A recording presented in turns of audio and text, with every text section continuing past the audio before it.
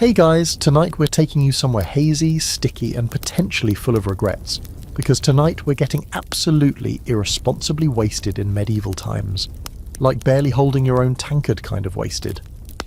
You're about to discover how the past partied, puked and passed out long before light beer and Uber rides, and spoiler alert, you probably won't survive this. Not because of the violence, though there's some, but because hygiene is optional. Everyone's wasted before noon, and you might get trampled by a horse on your way home. So before you get comfortable, take a moment to like the video and subscribe, but only if you genuinely enjoy what I do here. Seriously, I'm not going to beg. Also, tell me your city and what time it is while you're watching. Are we talking cozy midnight or 4 AM chaos scroll? Now, dim the lights, maybe turn on a fan for that soft background hum, and let's ease into tonight's journey together. Your eyelids crack open to darkness and the faint sound of dripping water. A chicken pecks at your boot. You're lying on hay, possibly in someone's stable, possibly not even in your own town. Your mouth tastes like sour wine. And pickled onion, your head is doing that medieval drum circle thing, and there's something sticky on your cheek that you pray is beer. You sit up, the sun hasn't risen, but a pale blue light leaks over the horizon like someone forgot to blow out the sky's candle. Your doublet is on backwards, your purse is suspiciously light. There's a fresh cut on your forearm you don't remember earning. Nearby, someone snores with commitment. Could be a friend, could be a stranger, could be both in medieval terms. Welcome to the morning after. Last night was a blur, but fragments come back. There was a tavern, or maybe two. There were drinks, many of them cloudy and warm. Someone played a hurdy-gurdy. Someone else was very insistent that you dance the fish jig on a table. You did. Badly. You may have serenaded a noblewoman with a dirty limerick about turnips. You might have challenged a monk to a wrestling match. You vaguely remember someone yelling, "To the stocks with him!" But maybe that was just part of the song. Your body aches like you've been in a bar fight with a goat, which upon further inspection of hoofprints on your jerkin might be accurate. You're not alone in this medieval haze. Getting wasted isn't just a side effect of poor decision-making here. It's a community tradition, a cultural pastime, and weirdly, a public service. When the water's full of mystery illnesses and the roads are full of bandits, sometimes a drink or five is just how you survive the day. Medieval drinking isn't reserved for the reckless, it's expected. Ale for breakfast, wine with lunch, stronger stuff if it's a feast day, and every other day is suspiciously a feast day. Still woozy, you stagger toward the town, or at least toward a firelight flickering in the distance. You pass a man asleep on a wheelbarrow, and a donkey nibbling what appears to be a tax document. The air smells of smoke, yeast, and faint regret. As you walk, memories start to stitch together. There was that alehouse with the wonky ceiling beams, the innkeeper's wife who kept filling your mug and laughing at your noble accent, the travelling bard who promised to teach you a drinking song if you let him borrow your boots you no longer appear to own. Then that thing with the ferret. You're not ready to process the ferret yet. A few more steps and you reach the village square. A couple of the town's early risers eye you with the exhausted disapproval of people who know you'll regret this more than they do. A baker's apprentice offers you a burnt heel of bread, not out of kindness but because she doesn't want you throwing up near her flour sacks. You nod your thanks, sit on a crate and slowly, with all the dignity of a mud-covered court jester, nibble your way back to life. And as you sit there, the question forms slow and smoky. What the hell happened? To answer that, you'll have to rewind. Not just to last night, but way back. Because drinking, getting drunk, and the whole messy business of medieval merriment is a story tangled in monks and mystics, wenches and warlords, peasants and poets. It's sticky with honey mead and slurred Latin blessings. It's got public brawls, illegal distilleries, and enough questionable substances to make a modern pharmacist cry. And somehow, despite the chaos, or maybe because of it, this whole boozy tradition shaped how people related to power, piety, and each other. Historically speaking, what you experienced last night was pretty typical. One fact, in 14th century England, ale consumption could hit 1-2 gallons per person per day, kiddies included. It wasn't just a vice, it was a calorie source. You didn't drink to get drunk, at least not officially. You drank to stay upright. But here's a quirky bit. A lot of folks used to rate taverns by their ale poles. Long sticks with a bunch of tankards or leaves hanging from them. The more elaborate the pole, the sketchier the place.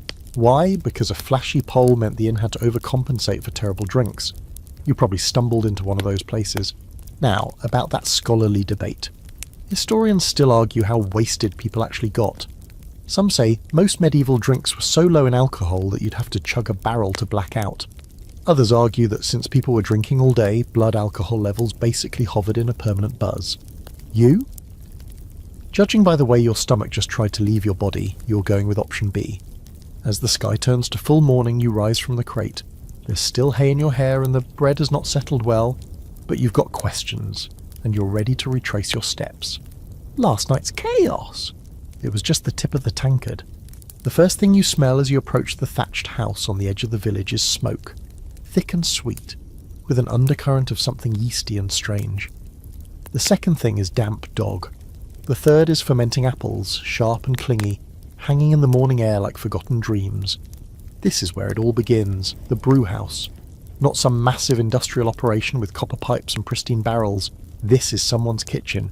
Someone's smoky, soot-blackened, eternally damp kitchen, where beer is being born in a large cauldron bubbling over a fire that looks slightly possessed.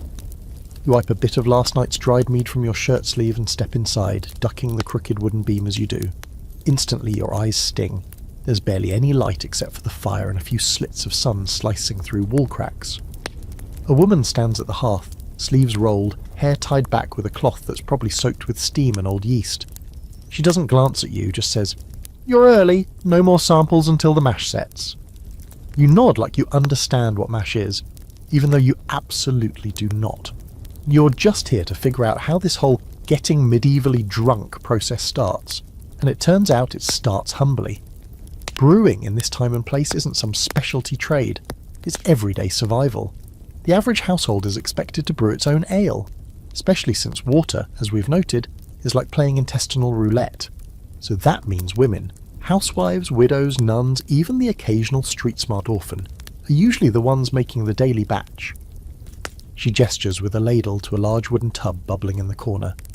"That's yesterday's small beer," she says. "Barely has a kick, but keeps the little ones quiet." You nod again, trying not to picture medieval toddlers knocking back mugs before nap time. Small beer, low alcohol, watery, just enough ferment to kill the bad stuff. It is the drink of the masses. It's what you start your day with if you're a field labourer, a monk, or a particularly thirsty goose. But then there's the stronger stuff. That's what last night was full of. Mead, ale, cider, sometimes wine, if you were rich, and sometimes things that didn't have names, just colours and side effects. You lean in as she lifts the lid off the main brewing pot. Steam rises like a ghost.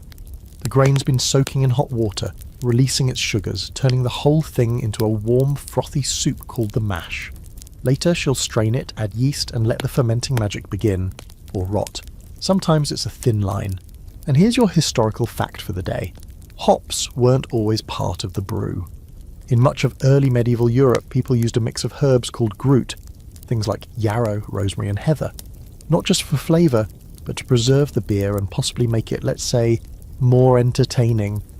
You drink too much groot ale and you might see angels or hear your dead uncle singing, or, if the brewer got the herbs wrong, just straight up die. Brewing wasn't science, it was sorcery with domestic flair. As your eyes adjust to the gloom, you notice bundles of dried herbs hanging from the ceiling like upside-down broomsticks. Some of them look innocent enough. Lavender, maybe sage. But others, they whisper weirdness. One's got a warning scratched above it in what appears to be Latin and goat blood. That one, that's probably not for flavour. "Smells like trouble," a voice behind you rasps. You jump and turn to see a hunched man, probably a brewer's assistant or possibly a neighbourhood ghoul, shuffling in with a sack of barley. He smiles with no teeth. Had a batch last year, turned every man at the table blind for a day and a half. Best birthday I ever had. You make a mental note not to drink anything without watching it get poured. There's a quirky fact for you. In some villages, ale tasters were real jobs. Basically, professional drink samplers who'd go around tasting batches to make sure no one was brewing up gut rot disguised as refreshment. It was an honoured position, though it probably involved a lot of involuntary vomiting and long nights swearing at demons that weren't there. Of course, even with tasters and recipes scrawled on parchment, brewing wasn't consistent. Your mug might be fruity and smooth one day, then sour and explosive the next, which means every drink was a gamble, and you've been gambling hard, apparently, A scholarly debate still floats among historians like foam on a tankard. How much of this daily brew was actually alcoholic enough to affect behaviour? Some argue most brews were too weak to do much, but others suggest that fermentation techniques, especially with wild yeast and strong grute, could produce ale strong enough to make you dance on rooftops. Based on the thudding behind your eyes, you believe the rooftop theory. The woman ladles you a sip from the new batch. It's hot and sweet, not yet alcoholic. "Give it 3 days," she says, "then it'll bite back." You nod politely and step back into the air, which now smells cleaner but also colder. Outside, the village is waking up. A blacksmith hammers out a rhythm that matches your hangover's heartbeat. Children run barefoot, laughing, one holding what appears to be your missing left boot. You let it go. You think back to last night and realise you probably drank at least 3 different kinds of medieval liquor. One was warm and spiced, probably mead. Another was cloudy and thick, ale, no doubt. And the third might have been someone's homemade plum brandy or a wizard's prank. It burned all the way down and made your ears ring. You're not even mad, just curious. But now, your curiosity has a mission. You want to know where you drank it, who made it, and why half your hair is singed. So you do what any responsible adult in a vaguely post-apocalyptic middle-aged village would do. You start asking around, because it's time to retrace your steps back to the alehouse. The alehouse isn't far, just down the muddy path from the brewhouse, tucked between the tanner's yard and a suspiciously loud chicken coop. The door is warped, the windows are greasy, and the sign above it flaps lazily in the breeze, depicting something that could be a boar or a badly drawn dog, depending on your level of sobriety. You push the door open and step into a low-ceilinged cave of noise, smells, and the thick emotional hangover of people pretending they're not hungover. Inside it's dim and hazy. Not the charming candle-lit haze you imagine from medieval romance stories, but the honest kind. Smoke from the hearth mixing with last night's sweat and this morning's bacon.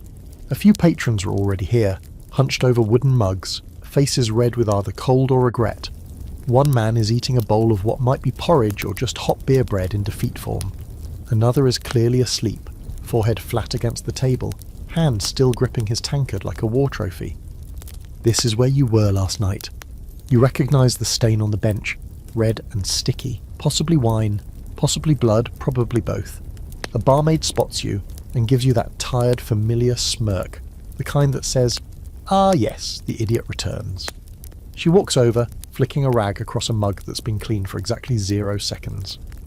"You owe me for a broken stool, 2 spilled pitchers, and singing over the priest," she says, "but you tipped well, so I'll let you live." You smile awkwardly and ask what you drank. She snorts. "Everything but the candle wax, though I'm not ruling that out. Started with ale, moved to cider, ended with something that glowed blue and smelled like burnt thyme. You called it wizard juice. Then you tried to baptize yourself in the wash barrel. Right, that tracks. Alehouses like this one were the pulse of the village, not just bars, community centres. They were where people gathered to talk gossip, trade rumours, eat terrible stew, and occasionally stab each other with blunt knives over insults involving someone's mother and a goat. In most towns, the alehouse was the poor man's court, church and comedy club. Rich folks had banquets and cellars. You had benches and slop buckets. One historical fact stands out. Alehouses were so central to life that in 1604 there were over 200 official alehouses just in London's city limits. That's a lot of opportunities to forget your name, and while you're not in London right now, the culture's the same. If you want to hear news, hire labour, flirt poorly, or win a pig in a dice game, this is where you go. And there's more happening here than just drink. You look around and see the same cast from last night in different stages of recovery. There's the toothless shepherd who bet you 3 turnips you couldn't chug a mug without blinking. Spoiler, you blinked and lost your dignity. There's the fiddler who played until his strings snapped. There's even the old widow who cackled every time you mispronounced chamber pot. You take a seat and notice the table's top is carved with years of desperate poetry, bad drawings, and cryptic names like Rory the Wet and Maud Who Screams. This place has history etched into it, both literally and spiritually sticky. A man sits down beside you. He's huge, smells like smoke and sheep, and you vaguely remember dancing with him. He grins. "You owe me a song," he says, slapping the table. "You promised you'd compose one about my feet." You try to sidestep that conversation, but he launches into a tale about your shared drinking game involving something called Blind Bishop's Dice, which you clearly lost multiple times. You made it to the goat ride finale, which by his tone was either majestic or deeply embarrassing. Here's your quirky fact. Medieval tavern games were the chaos engine of many nights. People played dice with animal bones, chess if they could afford it, and drinking contests with rules that made no sense, and usually ended in someone marrying a potato sack. Some games were just excuses to drink faster, others elaborate systems of forfeits and public humiliation. You apparently played both kinds. There's a table in the corner where a man is trying to explain the rules of a game called Shoes and Spiders. No one knows the rules, not even him, but he's got a crowd, and that's half the point. Medieval alehouses weren't quiet places to drink, they were performance spaces. The louder you were, the better your story, the more free drinks you'd get. A man could live a good life as a travelling tale spinner, paid entirely in ale and suspicious stew. But there was risk here too. The alehouse was also where fights broke out. Insults flew like arrows, and more than one patron ended the night with a bruised ego and a broken nose. And here's where the scholarly debate comes in. Some argue that the alehouse was a place of camaraderie and brotherhood, where the poor could blow off steam and feel equal, even for a moment. Others point out that it was a pressure valve, controlled chaos allowed by the authorities to prevent actual rebellion. Keep the peasants drunk, and maybe they won't riot. You sip a mug of weak cider, blessedly fresh and not glowing, and think about the duality of this place. It's both safe and dangerous, comforting and chaotic. It's the one spot in town where everyone's welcome and no one's safe from humiliation. The barmaid passes by again, shaking her head. "You serenaded a dog," she says. "Was it impressed?" you ask. "It peed on your boot." Fair. There's laughter behind you now. Someone's reciting last night's best insults. Your name is mentioned once or twice, mostly followed by the word bless or idiot. You take another sip. The cider is tart, like biting into an apple and getting smacked with a stick of wood. Still, it's doing something to your brain. Something good. Outside, the sun is high. A bell tolls in the distance. You've gotten the lay of the land, remembered some of your misdeeds, and gathered intel. Next stop, nobility, because your night didn't start here. No, your first drink somehow was in a hall with tapestries, silver goblets, and a man in fur-lined slippers shouting about boar pies. You don't know how you got invited to a noble banquet, but you're going to find out, and you're bringing a hangover with you. The nobleman's manor sits on a low hill just outside the village, not so much towering over it as observing with the amused disdain of someone who's never had to eat turnips for 5 straight winters. The path leading to the house is muddy but raked, which in this century basically means someone made an effort to kick the dung to the side. A pair of geese patrol the gate like tiny, furious sentinels. You eye them warily. They remember you from last night. And judging by the way one hisses and lunges at your shin, you may have insulted their family. After a brief, undignified sprint to the manor door, you're greeted by a lanky young servant who looks at you like he's not sure whether to let you in or throw a bucket of water at you. But then recognition dawns. "Ah," he says flatly, "the table dancer." You sigh. Of course you were the table dancer. The servant steps aside with the air of someone who's seen worse. His lordship is nursing his own contemplation, he says, leading you down a dim corridor that smells faintly of roast meat and spilled hypocrisy. The great hall is enormous by village standards. Stone floors, massive hearth, tapestries depicting battles no one remembers, and a long wooden table that looks like it could seat a small army, or a large extended family determined to argue over inheritance. Right now, though, it's mostly empty, save for a few bleary-eyed nobles and an overturned platter of what was once a duck. You're hit with the sensory flashback before you even sit down. Candles blazing, goblets sloshing, laughter bouncing off the stone walls like arrows off a drunk knight's armour. This was where the night began, the beginning of your descent into medieval madness. You remember the music, lutes and hand drums. You remember the wine, red, potent, poured by the gallon. And you remember someone toasting to the moon loudly before challenging a bishop to an arm wrestling match. That might have been you. Here's the thing about noble banquets. They weren't about eating, not really. Food was part of it, sure, but the main course was spectacle. You don't just arrive, chew on a turkey leg and leave. You perform. You flirt, gossip, make declarations about chivalry and mortality that sound profound until you fall into the soup. And historically these feasts could go on for hours, even days. One real banquet in 13th century England featured over 400 oxen, 300 sheep, and enough wine to float a canoe. The poor watched from the sidelines, the monks tried to look disapproving, and the nobles, they got plastered. A noblewoman you half remember approaches, her dress wrinkled, her headpiece slightly askew. She studies you. "Ah yes," she says, sipping from a silver cup. "You recited a poem about your left elbow. It was brave." You thank her, unsure what else to do, and she wanders off humming a drinking song. You realise you can still taste last night's wine in your mouth. A fruity, throat-scorching blend that probably cost more than your entire wardrobe. That's another thing. Wine was expensive.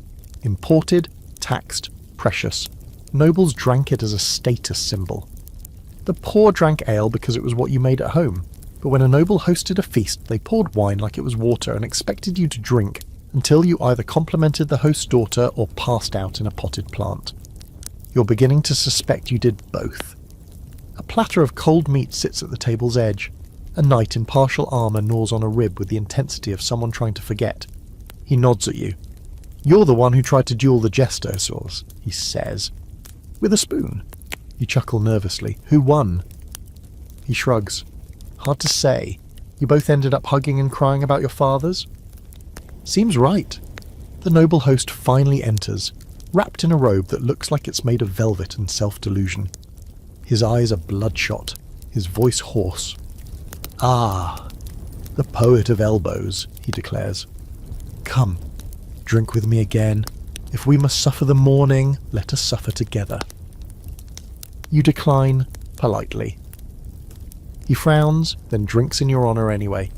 The goblet he holds is encrusted with fake jewels and possibly chicken grease. That doesn't stop him. Here's your quirky fact. At noble feasts, people drank not just to enjoy the party, but to show loyalty. Toasting was serious business. You had to toast the host, the king, the church, and sometimes the animal you were eating. It was a game of political etiquette. Mess it up and you might be exiled. Or worse, publicly mocked in a drinking song that would follow you forever. And here's the scholarly debate. Some argue these feasts were dangerous political theatres where ambition clashed over wine-stained tables. Others think they were harmless rituals of excess, a pressure valve for people too rich to be bored. The truth? Probably both. Somewhere between the roast boar and the fifth toast, alliances were made, affairs began, and someone definitely ended up vomiting into a tapestry. You scan the room, trying to piece together more of the night. You remember dancing on the table, yes, but also being sent outside, yes, banished, gently but firmly, after trying to toast the eternal power of cheese. Someone had whispered about an alehouse nearby, more earthy in its atmosphere. You'd followed them out, determined to mix with the common folk, and mix you did. But before you leave the manor, you spot one final memory on the wall. A painting, still half finished, depicting last night's feast. It's awful. Off-scale, weird expressions, and yet, there you are. A small figure in the background, raising a goblet high, one foot on the table, face alight with the drunken certainty. The noble host nods solemnly. I commissioned it to capture the moment of your passion. You feel many things. Pride, horror, admiration, mostly nausea. You thank him, step back out into the daylight, and blink at the brightness. You've had the village ale. You've stumbled through noble wine, and yet there's one more layer to your boozy descent that's still foggy. Something darker, stranger, the drink with herbs, the glowing one, the one someone whispered might have been enchanted or cursed. Next stop, a visit to the edge of the woods, where the brews aren't just intoxicating, they're borderline sorcery. You follow the trail out of town where the trees start to lean in like they've got secrets and the light filters down in long green fingers. The path narrows, the grass gets wetter. There's a smell now. Sweet, herbal and sharp, like thyme mixed with something that might also strip paint. Somewhere nearby, a raven calls out once, as if to say, "Really? You're going there?" You are, because you need answers about the bottle that glowed. The one with the floating herbs and the strange aftertaste that made you temporarily fluent in Old Norse. You drank it after leaving the noble's hall, somewhere out here. A shack in the woods. A woman in layers of wool and necklaces made from bones and beetles. A drink that made the moon spin sideways. You arrive at a moss-covered cottage nestled so snugly into the forest it seems grown, not built. A wooden sign hangs above the crooked door. It reads, "Elixirs, potions and general relief," in shaky lettering, half worn off. Someone's drawn a smiley face beneath it, complete with fangs. You knock. Nothing happens for a beat, then a metallic clatter and a string of curses echo from inside.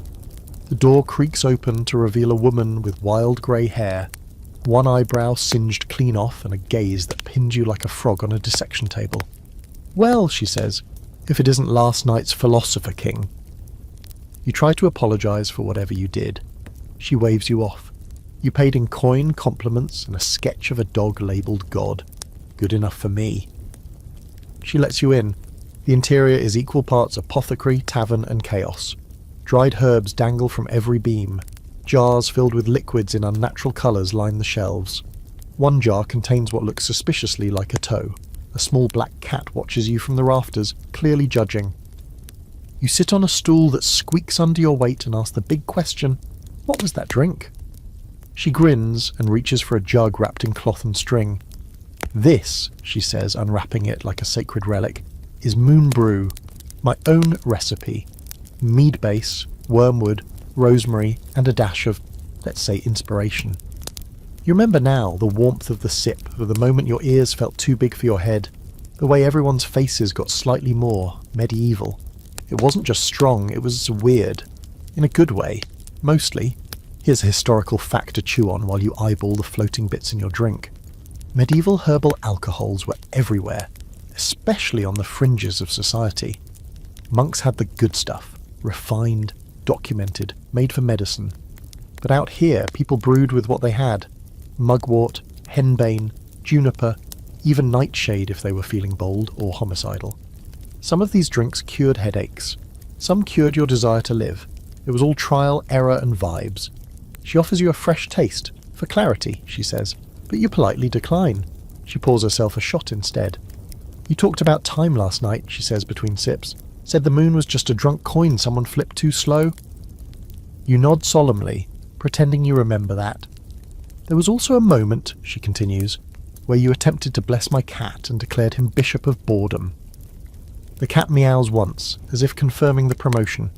But let's get quirky for a second. In parts of Europe, people genuinely believed some brews had magical or medicinal powers. Love potions made from rose hips and honey wine. Aphrodisiacs involving ground antlers and ale. Even wartime soldiers drank courage draughts laced with herbs to chase away cowardice. No science, just hope and herbs. And in a world where the average dentist was also your barber and possibly your priest, you'd cling to any cure you could get, even if it came in a bubbling wooden mug. You glance around her shop again. One shelf is labelled memory, another regret. A third just says don't. There's a scholarly debate that touches this very scene. Some historians argue that the line between brewing and witchcraft was dangerously thin. Women who brewed strong herbal drinks, especially outside of guild systems, were often accused of sorcery. Others suggest that was just a convenient excuse to suppress female economic independence. Either way, being good at booze and botany could get you burned at the stake if you weren't careful. Your host clearly isn't worried. She winks and lifts a beaker to the sunlight streaming through the single cracked window. "Drink is language," she says. "A story in your blood. Sometimes it's comedy, sometimes it's confession." You believe her. There's a moment of silence as the two of you watch dust motes spin lazily in the beam of light. You try to remember how you even found this place last night. She answers without you asking. You were following the goat. Of course, the goat. You step back outside, head full of herbs, haunted by the vague sensation that your dreams tonight will smell like cloves. The forest feels different now, less ominous, more inviting, like the trees are in on some joke you'll never quite understand. You walk slower, more carefully, retracing your footprints from last night, when you left the noble hall bloated with goose and arrogance, stumbled through the woods and ended up here. You may have tried to flirt with a tree. The wind whispers through the leaves. Your stomach rumbles. Time to rejoin society. Maybe check if your shoes are still in the tavern rafters. But first you hear music. Faint, lilting, laughter. A crowd. That's right. After the moonbrew you didn't go home. You followed the sound of dice rolling and mugs clanking. The games were just getting started. The music grows louder with each step, a jaunty, slightly off-key tune carried on the wind. You follow it back into town, your boots squelching in the mud, your breath still tinged with the ghost of rosemary and regret. The path leads you to a cluster of buildings near the market square, where the air smells like fried dough and wood smoke, and something more pungent, something that smells exactly like spilled ale and bad decisions. The tavern is wider than the alehouse from earlier, and rowdier. This is where things went from gently tipsy to climbing onto tables while declaring your new allegiance to the Duck Kingdom. And you remember now the thrill of stepping into this space lit by low torches and crowded with voices. It was here that the drinking games began. Inside, the room pulses with life. Not refined noble merriment, no harpists or roast swans here, just men and women shoulder to shoulder, cheeks flushed, sleeves rolled up, mugs sloshing, and dice bouncing across sticky tables. Someone strums a lute near the hearth, fingers fumbling through chords, occasionally stopping to burp between verses. The tune is familiar. Probably something you sang along to last night, loudly, off-key, possibly while standing on a bench and proclaiming your mastery of goat poetry.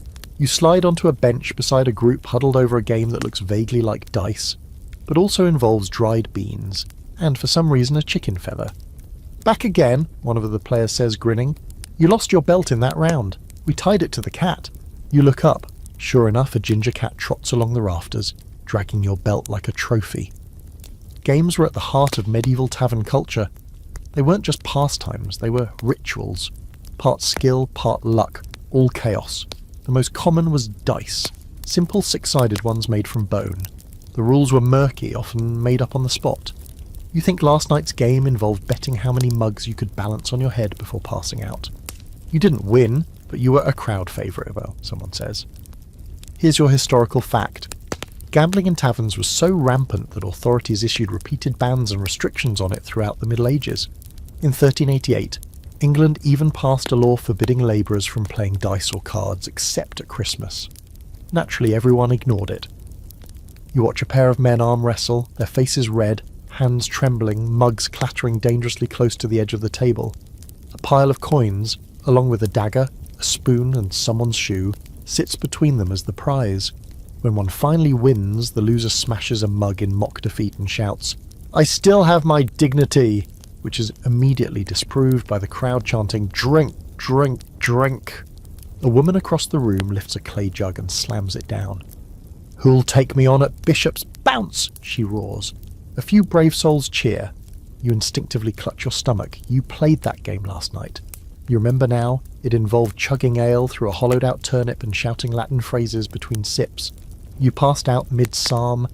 Here's your quirky fact for the evening. Medieval drinking games had names like Scot Ale, Snapdragon, and Pass the Boot. Some required skill, others required a total disregard for your well-being. One popular pastime was to pass a bowl of alcohol around the table, each person taking a sip and telling a story. If your story wasn't funny enough, or if you forgot it mid-sentence, you drank again. You forgot your own name halfway through and invented an identity as Sir Pickle of Crumbs. And while these games seem silly, even charming, there's a scholarly debate about their social role. Were they simple amusements, or a hidden system for testing loyalty, pecking order, even courtship? Some argue they were like auditions for trust. If you could handle the drink, handle the joke, handle the humiliation, you were part of the group. If not, well, the cat got your belt. One game starts up that you definitely remember. A coin toss game that required you to guess the outcome while spinning in place. Last night you spun so hard you fell into a barrel of pickled eggs and had to be fished out with a ladle. They made you wear the egg as a hat. You thought it was a crown. You ruled that tavern for 15 glorious salty minutes. And it wasn't just men. Women played, drank, and dominated the tables. A middle-aged woman at the corner table tosses dice with the speed and focus of a professional assassin. She winks at you. "Still got my purse," she says, patting the coin bag you vaguely recognise as your own. You don't even try to get it back. Above it all, the music plays. The lute player sings a song that's half mockery, half elegy, recounting the tale of the elbow poet, who dared to challenge a monk to a drinking duel and then tripped on his own philosophy. The crowd loves it. You realise with a so creeping certainty that you are the elbow poet. The tavern has a life of its own. Part carnival, part confessional. Everyone's performance is both real and exaggerated. You recall giving a toast to gravity last night before dramatically collapsing under the table. A stranger helped you up, poured you another mug, and told you with absolute sincerity that you were a revelation. You may have cried. Outside, the moon is rising again. You've spent the entire day patching together the puzzle of your medieval misadventure, and now you're right back where it all unravelled. Or maybe where it began.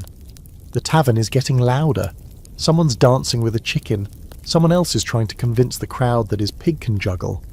A man wearing only a hat is reciting love poetry to a ladle, and the games roll on. Dice clacking, mug slamming, rules changing with every laugh. You smile, drained but oddly content. You've survived the alehouse, the noble hall, the forest witch, and now the tavern circus. But the night isn't over. Not yet. There's a sound outside, a crowd, music, drums, laughter echoing through the square. You step out into the night and see torches flickering in the distance. The town's gathered. A celebration's begun. And if your memory serves, and honestly it probably doesn't, you're pretty sure this is where you tried to start your own religion. You follow the sound of drums into the night, past the tavern and through the square where torchlight paints flickering shadows across the cobblestones.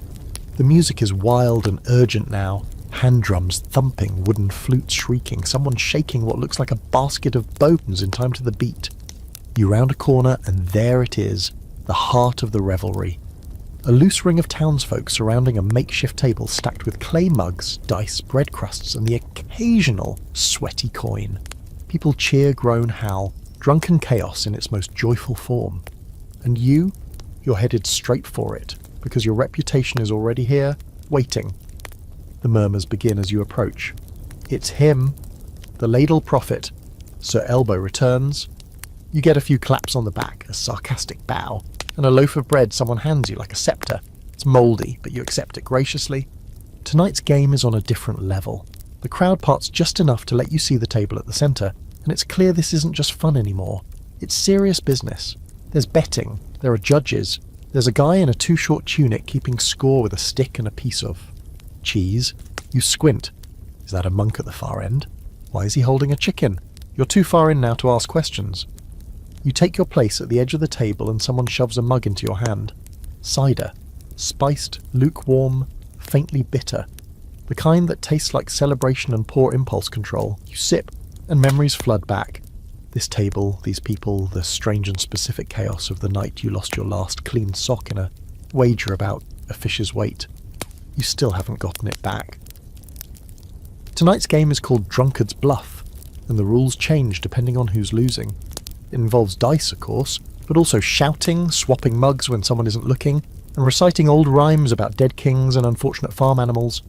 You vaguely remember last night's final round ending, with you standing on the table, arms wide, shouting, "I declare the moon to be a biscuit." And now they expect an encore. You're mid-round, about to roll, when someone shouts, "Wait! No rolls without the hat!" A cheer erupts. A girl runs forward and slams down a massive felt hat covered in pins, feathers, and something vaguely crustacean. It reeks. It's glorious. It's the drunkard's hat, and apparently you wore it last night for the entire second act of your descent into madness. You put it on. The crowd roars. Here's your historical fact for the evening. Medieval tavern games and competitions often had elaborate customs. In some places, drinking guilds sprang up with their own songs, rules, rituals, even uniforms. Winners wore badges, ribbons, or hats that showed their boozy accomplishments. And in rare cases, these groups evolved into social clubs or trade alliances. Drinking wasn't just recreation, it was identity. You roll the dice. 7. A lucky number, apparently, because everyone groans. You win this round, which means you get to name a forfeit for someone else. You point at the chicken-holding monk and declare, "You must cluck your confession." The monk bows solemnly, lifts the chicken to his shoulder like a feathered parrot, and begins clucking dramatically while another man translates. He says he's sorry for baptizing a duck. The crowd erupts. The forfeit tradition goes on. One man has to crawl under the table and re-emerge with a new name. Another must balance a tankard on his head while reciting the village taxes in reverse. Your turn comes again, and someone shouts, "Sing the turnip song!" You don't know the turnip song, but you sing anyway, loudly, off-key, The lyrics are mostly turnips, turnips, noble and bold, and the rest is pure screaming. You bring the house down. Let's drop a quirky fact in the mix. Medieval drinking songs were not subtle. They often involved food, bodily functions, animals with attitudes, or nobles behaving badly. One popular tune compared a barmaid's smile to a spilt bucket of barley, and somehow that was a compliment. People sang to bond to distract themselves from disease and taxes, and because nobody could afford entertainment that didn't involve their own volume. You're somewhere in the middle of leading a chant about cheese-based warfare when you notice a man at the edge of the circle who doesn't seem amused. Tall, cloaked, arms crossed. Probably a constable, or worse, a morality warden. These guys existed in plenty of towns, tasked with policing bad behaviour. You try to act sober, which only makes you slur more aggressively. The man steps forward, but before he can say anything, a small child screams, "Biscuit King returns!" and dumps a mug of ale on your foot. The distraction works. The cloaked figure shakes his head and retreats, mumbling something about nothing but peasants and chaos. You're safe for now, and here's where the scholarly debate creeps in. Were these games and forfeits harmless fun or socially coded performances with hidden power dynamics? Some say they reinforced hierarchy, who could dish out humiliation and who had to take it. Others argue the tavern was a place where rules bent and anyone could rise, if only for one night, as the Biscuit King. Tonight, you're leaning toward the second option. Hours pass, the fire burns low, the crowd thins. You end up sharing the last of your cider with a man named Hump, who swears he was once a knight but now sells onions. You don't question it. He tells you you've got a gift. You've got the madness in you, he says, the holy kind. You thank him, unsure if you should be flattered or alarmed. The torches start to gutter. Someone's asleep in a barrel. Someone else is spooning a scarecrow that's been brought in from the field for company. You pull off the drunkard's hat and place it gently on the stool beside you. The cider is gone. Your voice is hoarse. You've made peace with whatever happened to your left sock. And then, from across the square, someone calls your name, or what they think is your name. It's slurred but familiar. You look up. It's a woman in a blue hood waving urgently. "You're late," she says. "The procession's already start." Procession. You groan, haul yourself upright and follow. Because, of course, last night didn't end here. There was a parade, and you were leading it. You follow the woman in the blue hood through the narrow side streets, your legs moving mostly out of habit and caffeine-shaped adrenaline. It's dark now, fully, deeply night, though torches light the path ahead in flickering bursts. Somewhere up ahead, drums are pounding again. Not quite music this time, more like ritual. You pass a man asleep on a sack of flour, snoring gently into the cobblestones. A dog stares at you with the quiet judgment of someone who saw your turnip song performance and hasn't recovered. "Faster," the woman calls it over her shoulder. They've already passed the chapel, and then you see it. Just ahead, rounding the bend near the market cross. The procession. Not a solemn religious one. No candles held reverently, no chanting monks or saints' relics. No, this is a street parade powered entirely by alcohol, poor decisions, and someone's stolen laundry line. At the front is a man wearing nothing but a bishop's mitre, sitting backward on a donkey. Behind him, two children bang spoons on a drum. A man in chainmail blows a horn that might actually be a watering can. Every few paces, someone yells a toast. You feel something click in your foggy memory. This was your idea. Last night, full of cider and moonbrew and unjustified confidence, you stood on a barrel and declared that the town needed a proper festival of joy and disobedience. You shouted about turning the world upside down, crowning a jester king, and marching through the streets to declare freedom from bedtimes and bathwater. They cheered. They lifted you on their shoulders, and then someone stole the bishop's hat and the donkey. Boom! Parade. You slip into the moving crowd. It's impossible to tell who's part of it and who's just trying to get home and got swept up. Someone hands you a wooden staff wrapped in ribbons. You accept it without question. A child grabs your hand and insists you're the moon wizard. You don't argue. You just smile and raise the staff like it's Excalibur, and you are very much not wearing matching shoes. Here's your historical fact for the night. Medieval festivals often included processions that blurred the line between religion and riot. The most famous was the Feast of Fools, where low-ranking clergy or even random townsfolk would take over churches, mock official rituals, and generally turn the social order inside out. It was wild, messy, and officially condemned, yet it happened every year anyway, because people needed it, desperately. And tonight, this is your feast of fools. You pass the baker's shop. A man in a sackcloth tunic tosses buns into the crowd like they're holy relics. One hits you square in the face, you eat it anyway. The music picks up. Someone's banging on a barrel with 2 ladles now, and a group of women in nightgowns joins in, waving garlic garlands like war flags.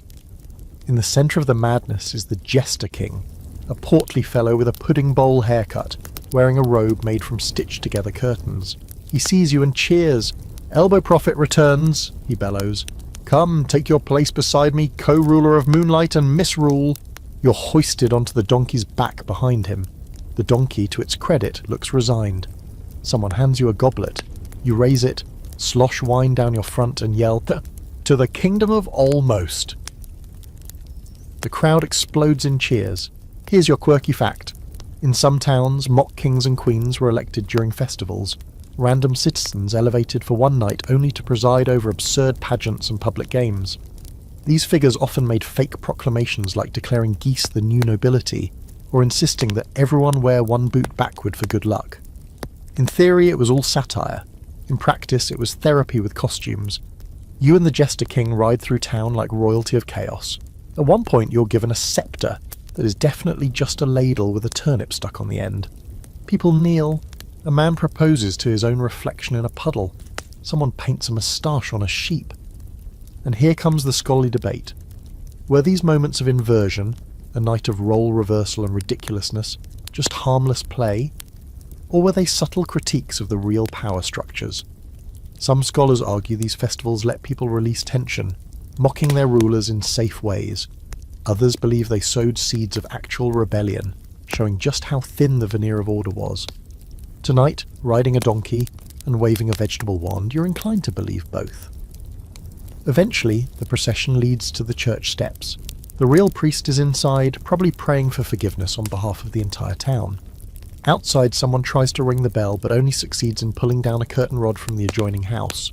You declare it an omen. The Jester King crowns a cabbage, Saint Lettuce of perpetual indulgence. Someone throws their shoes in the air. A jug of ale is passed like it's communion. You drink, it's terrible. Possibly vinegar, doesn't matter. And then, in the chaos, you remember the finale, the grand toast. Last night, this very spot, you gave a speech, a real one. You stood on the steps, raised your goblet, and with an impressive lack of coherence declared the town free from shame, sobriety, and clean linens. You made them repeat a vow, though no one recalls the words. You finished by lighting something on fire, possibly your sleeve. Tonight the crowd starts chanting, "Speech! Speech! Speech!" You raise your mug. You don't have a speech. You have a sore throat and a strong desire to lie down, but you find words anyway. "To the fools," you begin. "To the drunks, to the dancers and the bakers and the idiot who keeps calling that sheep, my lord." Laughter, cheers, someone shouts, "That's his sheep wife, show some respect." You continue. "To those who spilled their drinks but not their spirit. To those who fell down and stood back up and tried again, even if they had to crawl. Tonight, we are kings. Tonight, we are saints. Tonight, we are the reason the tavern floor will be sticky for a fortnight." The crowd roars, the donkey brays, the Jester King weeps softly. You finish your mug and bow, not a deep bow. You're still on the donkey. It's late now. The procession starts to break apart, people drifting back to homes, haylofts, or ditches. The music fades, the torches dim, and you slide off the donkey with the grace of a sack of oats. You're exhausted, thrilled, slightly singed, but as you turn to leave the square, you feel a hand on your shoulder. It's the barmaid from the alehouse. She grins. That was something. But you forgot one thing. "What's that?" you ask, blinking. She hands you a tankard. "The drinking songs." Of course, and suddenly everyone's back. Gathering, humming, clapping. The next chapter of the night, singing until the sky forgets it was ever dark. It starts with a hum, low, uncertain, the way every good drinking song begins. One voice, then two, a few scattered claps, and before long the melody threads through the crowd like an old friend squeezing into the middle of the bench with a pint in each hand. You're standing near the dying embers of the parade, sticky with sweat cider, and something you really hope is not donkey-related when the first chorus swells around you. "Oh, ale, sweet ale, you liar, you cheat, you promise us laughter, then knock out our feet." It's catchy, maybe a little too catchy. The kind of tune you'd swear you've heard in some past life, bellowed beside a bonfire while someone juggled turnips and another tried to play a harp with a fish. You find yourself singing even though your throat feels like you gargled sand. Someone throws an arm around your shoulder. You're part of a chorus now, a rolling thunder of slurred harmony and unapologetic joy. And that's the thing about drinking songs. They're never meant to be good. They're meant to be loud. They're meant to be shared. And most importantly, they're meant to grow increasingly incoherent as the night goes on. The song transitions without warning to another.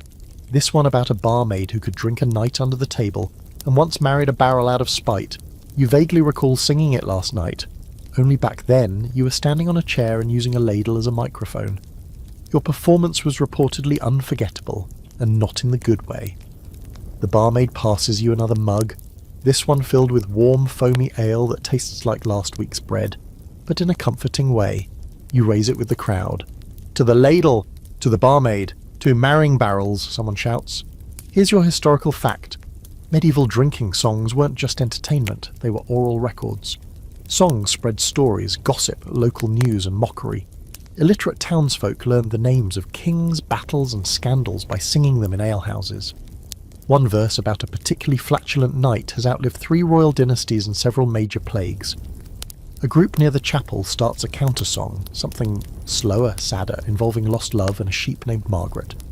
A few people groan and try to drown it out with a round of roll the cask, which is mostly just shouting the words roll and cask over and over till someone falls over and has to be rolled themselves. This happens within minutes. You sit on a low stone wall soaking in the scene. The music is everywhere now, echoing off the buildings, mixing with laughter and the occasional hiccup. The songs aren't always in tune. The lyrics are often guessed at. Verses are repeated, mangled, rewritten on the spot. One song stops entirely when the lead singer forgets the third line and just starts chanting "potatoes, potatoes," until everyone joins in like it's the chorus. Here's your quirky fact. Many medieval taverns had songbooks, not written ones, but oral libraries maintained by regulars. Specific songs were tied to specific seats, mugs, or even days of the week. One French tavern reportedly had a rule that anyone who sat in the northeast corner had to sing the Ballad of the Three-Legged Cat before drinking. You'd honestly respect that tradition. You recognise a few faces in the crowd. There's the guy who lost a drinking contest to the jester's donkey, the woman who tried to sell you a bag of enchanted gravel, and the lute player from earlier, who is now playing the lute upside down while someone balances a mug on his head. He's surprisingly good. A scholarly debate lingers in the background. Not that you're in any mood for debates. Some historians argue drinking songs were a method of social cohesion, a way for diverse communities to bond through collective ritual. Others suggest they were subversive, allowing the powerless to mock the powerful in rhyme and rhythm without getting their heads removed. There's truth in both. Tonight, the crowd sings about a king with a cow's brain and a bishop who married a goose. Everyone laughs, no one dies. That's the power of a good song. At some point, the barmaid sits beside you, handing you a piece of slightly burnt pie and asking if you remember trying to convince the entire tavern that you were descended from Bacchus himself. You do not, but you nod anyway. It sounds like something you'd try after 2 jugs of mead and a head full of moonbrew. She laughs and joins the next song, her voice surprisingly clear. "My love is like an ale-soaked sock forgotten in the rain." Everyone groans, but in the good way. You join in on the second verse. The fire in the square has gone from roaring to glowing. People are sitting now, leaning against each other, sharing stories between verses. One man has fallen asleep mid-harmony and is snoring to the rhythm, a couple kisses under a torch that's slowly sputtering out. Even the town cats are lounging nearby, their ears flicking to the beat. You hum along to a lullaby-style drinking song, one that talks about old friends and quiet mornings and trying to find your hat again. You know this one. Everyone does. The words come easily, even with the taste of vinegar ale still clinging to your tongue. It's soft and strange and sweet, and for a moment, the whole village seems to sigh in harmony. The song ends. Silence stretches for a heartbeat. Then a single voice, tiny high-pitched, pipes up from the edge of the crowd. Sing the goat song. Groans, laughter. Someone boos, someone cheers. You rise, your turn, you clear your throat, raise your mug, and with all the dignity of a man who once tried to toast a broom, you begin. There once was a goat with a monocle bright, who drank all the mead and got into a fight. The crowd picks up the tune. Feet stomp. Mugs clash. Someone bangs on a bucket with a bone. The square is alive again, pulsing with rhythm and nonsense and wine-drenched joy. You're not sure how long it lasts. Time goes funny when every verse is a victory and every chorus a confession, but eventually voices fade, mugs empty. Songs turn into hums, then into yawns. You lie back on the wall, the stars spinning lazily overhead.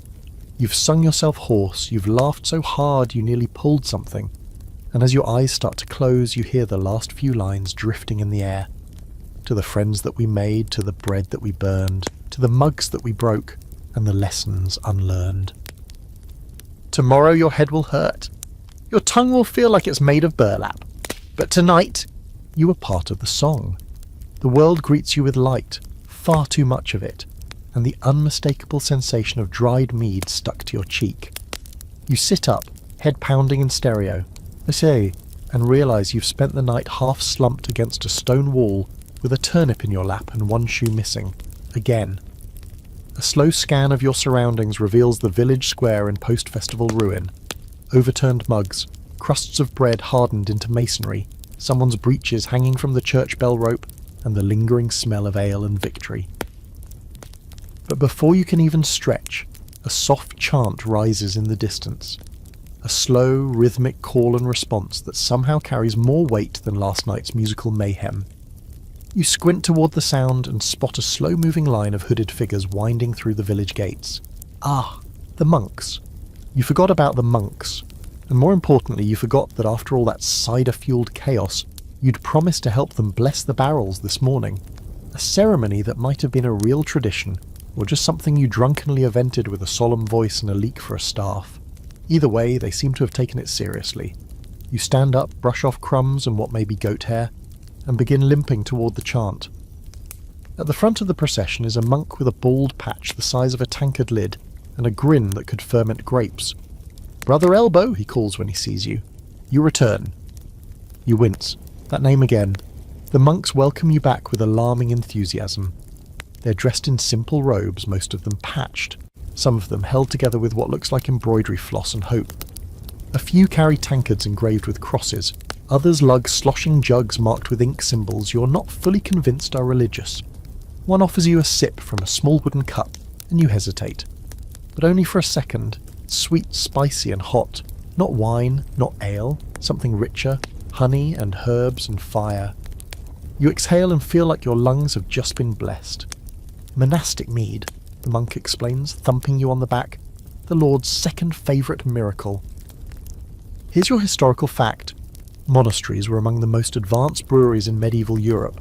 Monks had the tools, the literacy and the discipline to perfect brewing techniques.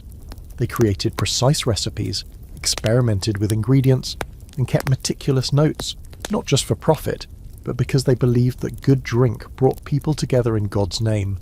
Holy hospitality, they called it. And oh, they drank, especially during fasts. The rule was no solid food, but drink, perfectly acceptable.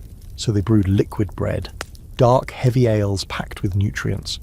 The monks didn't just find the loophole, they practically paved a medieval highway through it. You follow the procession toward the cloister garden, where a row of barrels lines the wall like sleepy guards. The monks surround them, each placing a hand on the wood. One begins to sing, not a hymn, but a drinking chant in Latin. You recognise some of the melody from last night. Apparently the lines between sacred and sloshed are blurrier than you thought. They invite you to take part. One monk gives you a palmful of rosemary, another presses a wooden ladle into your hand. You're directed to sprinkle the herb over the barrels and say something spiritually relevant. You clear your throat, raise the ladle, and with all the solemnity you can muster say, "May these barrels never leak and may our headaches be mild." The monks cheer. Here's your quirky fact. Some monasteries had specific sacramenters associated with their breweries. St. Arnulf of Metz, for example, was considered the patron saint of brewers because he once told people to drink beer, not water, during a plague. Miraculously, those who obeyed reportedly lived. It wasn't divine intervention, it was that boiling during brewing killed off disease. But hey, you work with what you've got. After the blessing, the monks bring out bread, cheese, and, of course, more drink. A low wooden table appears in the garden, surrounded by wobbly benches and sleepy chickens. You sit between two monks, one who smells like lavender, and another who confesses he hasn't seen his own feet since Easter. The cheese is crumbly, the bread is dense, and the mead is dangerously smooth. Conversation is lazy, looping, and entirely free of judgment. One of them, Brother Tancred, possibly the same monk you challenged to a wrestling match last night, leans in and says, "You talked much yesterday, about truth, about laughter." He pauses. "About cheese also, but mostly laughter." You don't remember it, but you nod because... That sounds like you. He continues, "You said people forget that joy is sacred, that a good joke is as holy as a good prayer." He smiles. "I think you are right." And here comes the scholarly debate, soft as the morning breeze through the rosemary. Were monks truly devoted to temperance, or did they indulge more than they admit? Some historians argue their drinking was medicinal and controlled. Others point to records of drunkenness feasts and infractions involving overindulgence in the Lord's spirits. In some abbeys, you could be punished for drinking too little, on suspicion of heresy or illness. Whatever the case, the monks you're with clearly believe joy and drink can go hand in hand, at least when shared with others, in moderation, or at least good company. As breakfast winds down, you help stack mugs and carry a leftover loaf to a monk who claims he's on a silent day, though he's been muttering about squirrels all morning. The sun is higher now, pushing the shadows back. The garden buzzes with bees, light, and the slow satisfaction of a morning well savoured. You thank the monks. Brother Tancred gives you a parting blessing that ends with a loud belch. "Peace be with your liver," he says, pressing a tiny wooden token into your palm, engraved with a barrel and a halo. "Come back any time," he adds. "Bring stories and onions." You step outside the cloister walls with a full belly, a spinning head, and a strange sense of calm.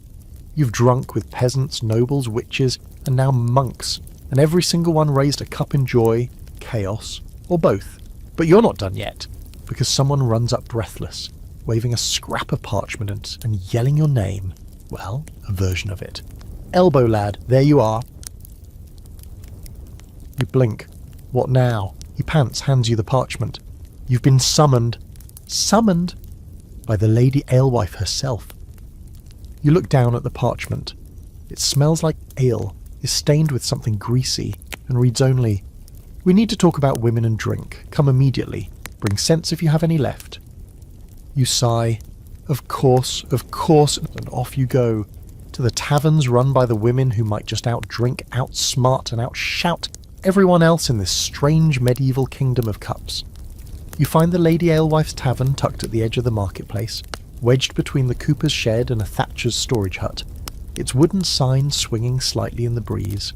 It bears a faded image of a woman holding a mug aloft, hair blowing dramatically, and eyes narrowed like she's about to call out someone's nonsense, and win. You step through the door cautiously, as if entering a courtroom where the judge is armed and possibly already drunk. The tavern inside is quiet for now. A few early patrons nurse their drinks at wide oak tables, heads down, shoulders hunched, in that universally human posture of, "Please don't speak to me until I've had something fermented." But behind the counter stands the woman herself, sleeves rolled up, apron streaked with flour and hops, and a stare so sharp it could shave the hair off a monk's tonsure. "You're late," she says without looking up from the mug she's polishing. You offer your best, most sheepish smile. "I got distracted by monks." She snorts. "They'll bless anything that doesn't move too fast." She slides the mug down the counter with a practiced flick. It lands perfectly in front of you. "Drink. You're going to need it." You take a cautious sip. It's ale, yes, but different. Thicker. Earthier. With a strange citrus bite and a honeyed aftertaste that lingers on your tongue like a half-forgotten memory. She watches your face with a smirk. "Lemon peel," she says, and a splash of elderflower. Family recipe. And right there, you realise something you'd been skimming over in your previous drunken gallivanting. Women weren't just in the taverns, they ran them. brewed in them, fought, managed to fight, and occasionally rewrote social norms in them. The Lady Alewife wasn't a mascot, she was the whole system. Here's your historical fact. For much of the medieval period, women dominated the brewing industry.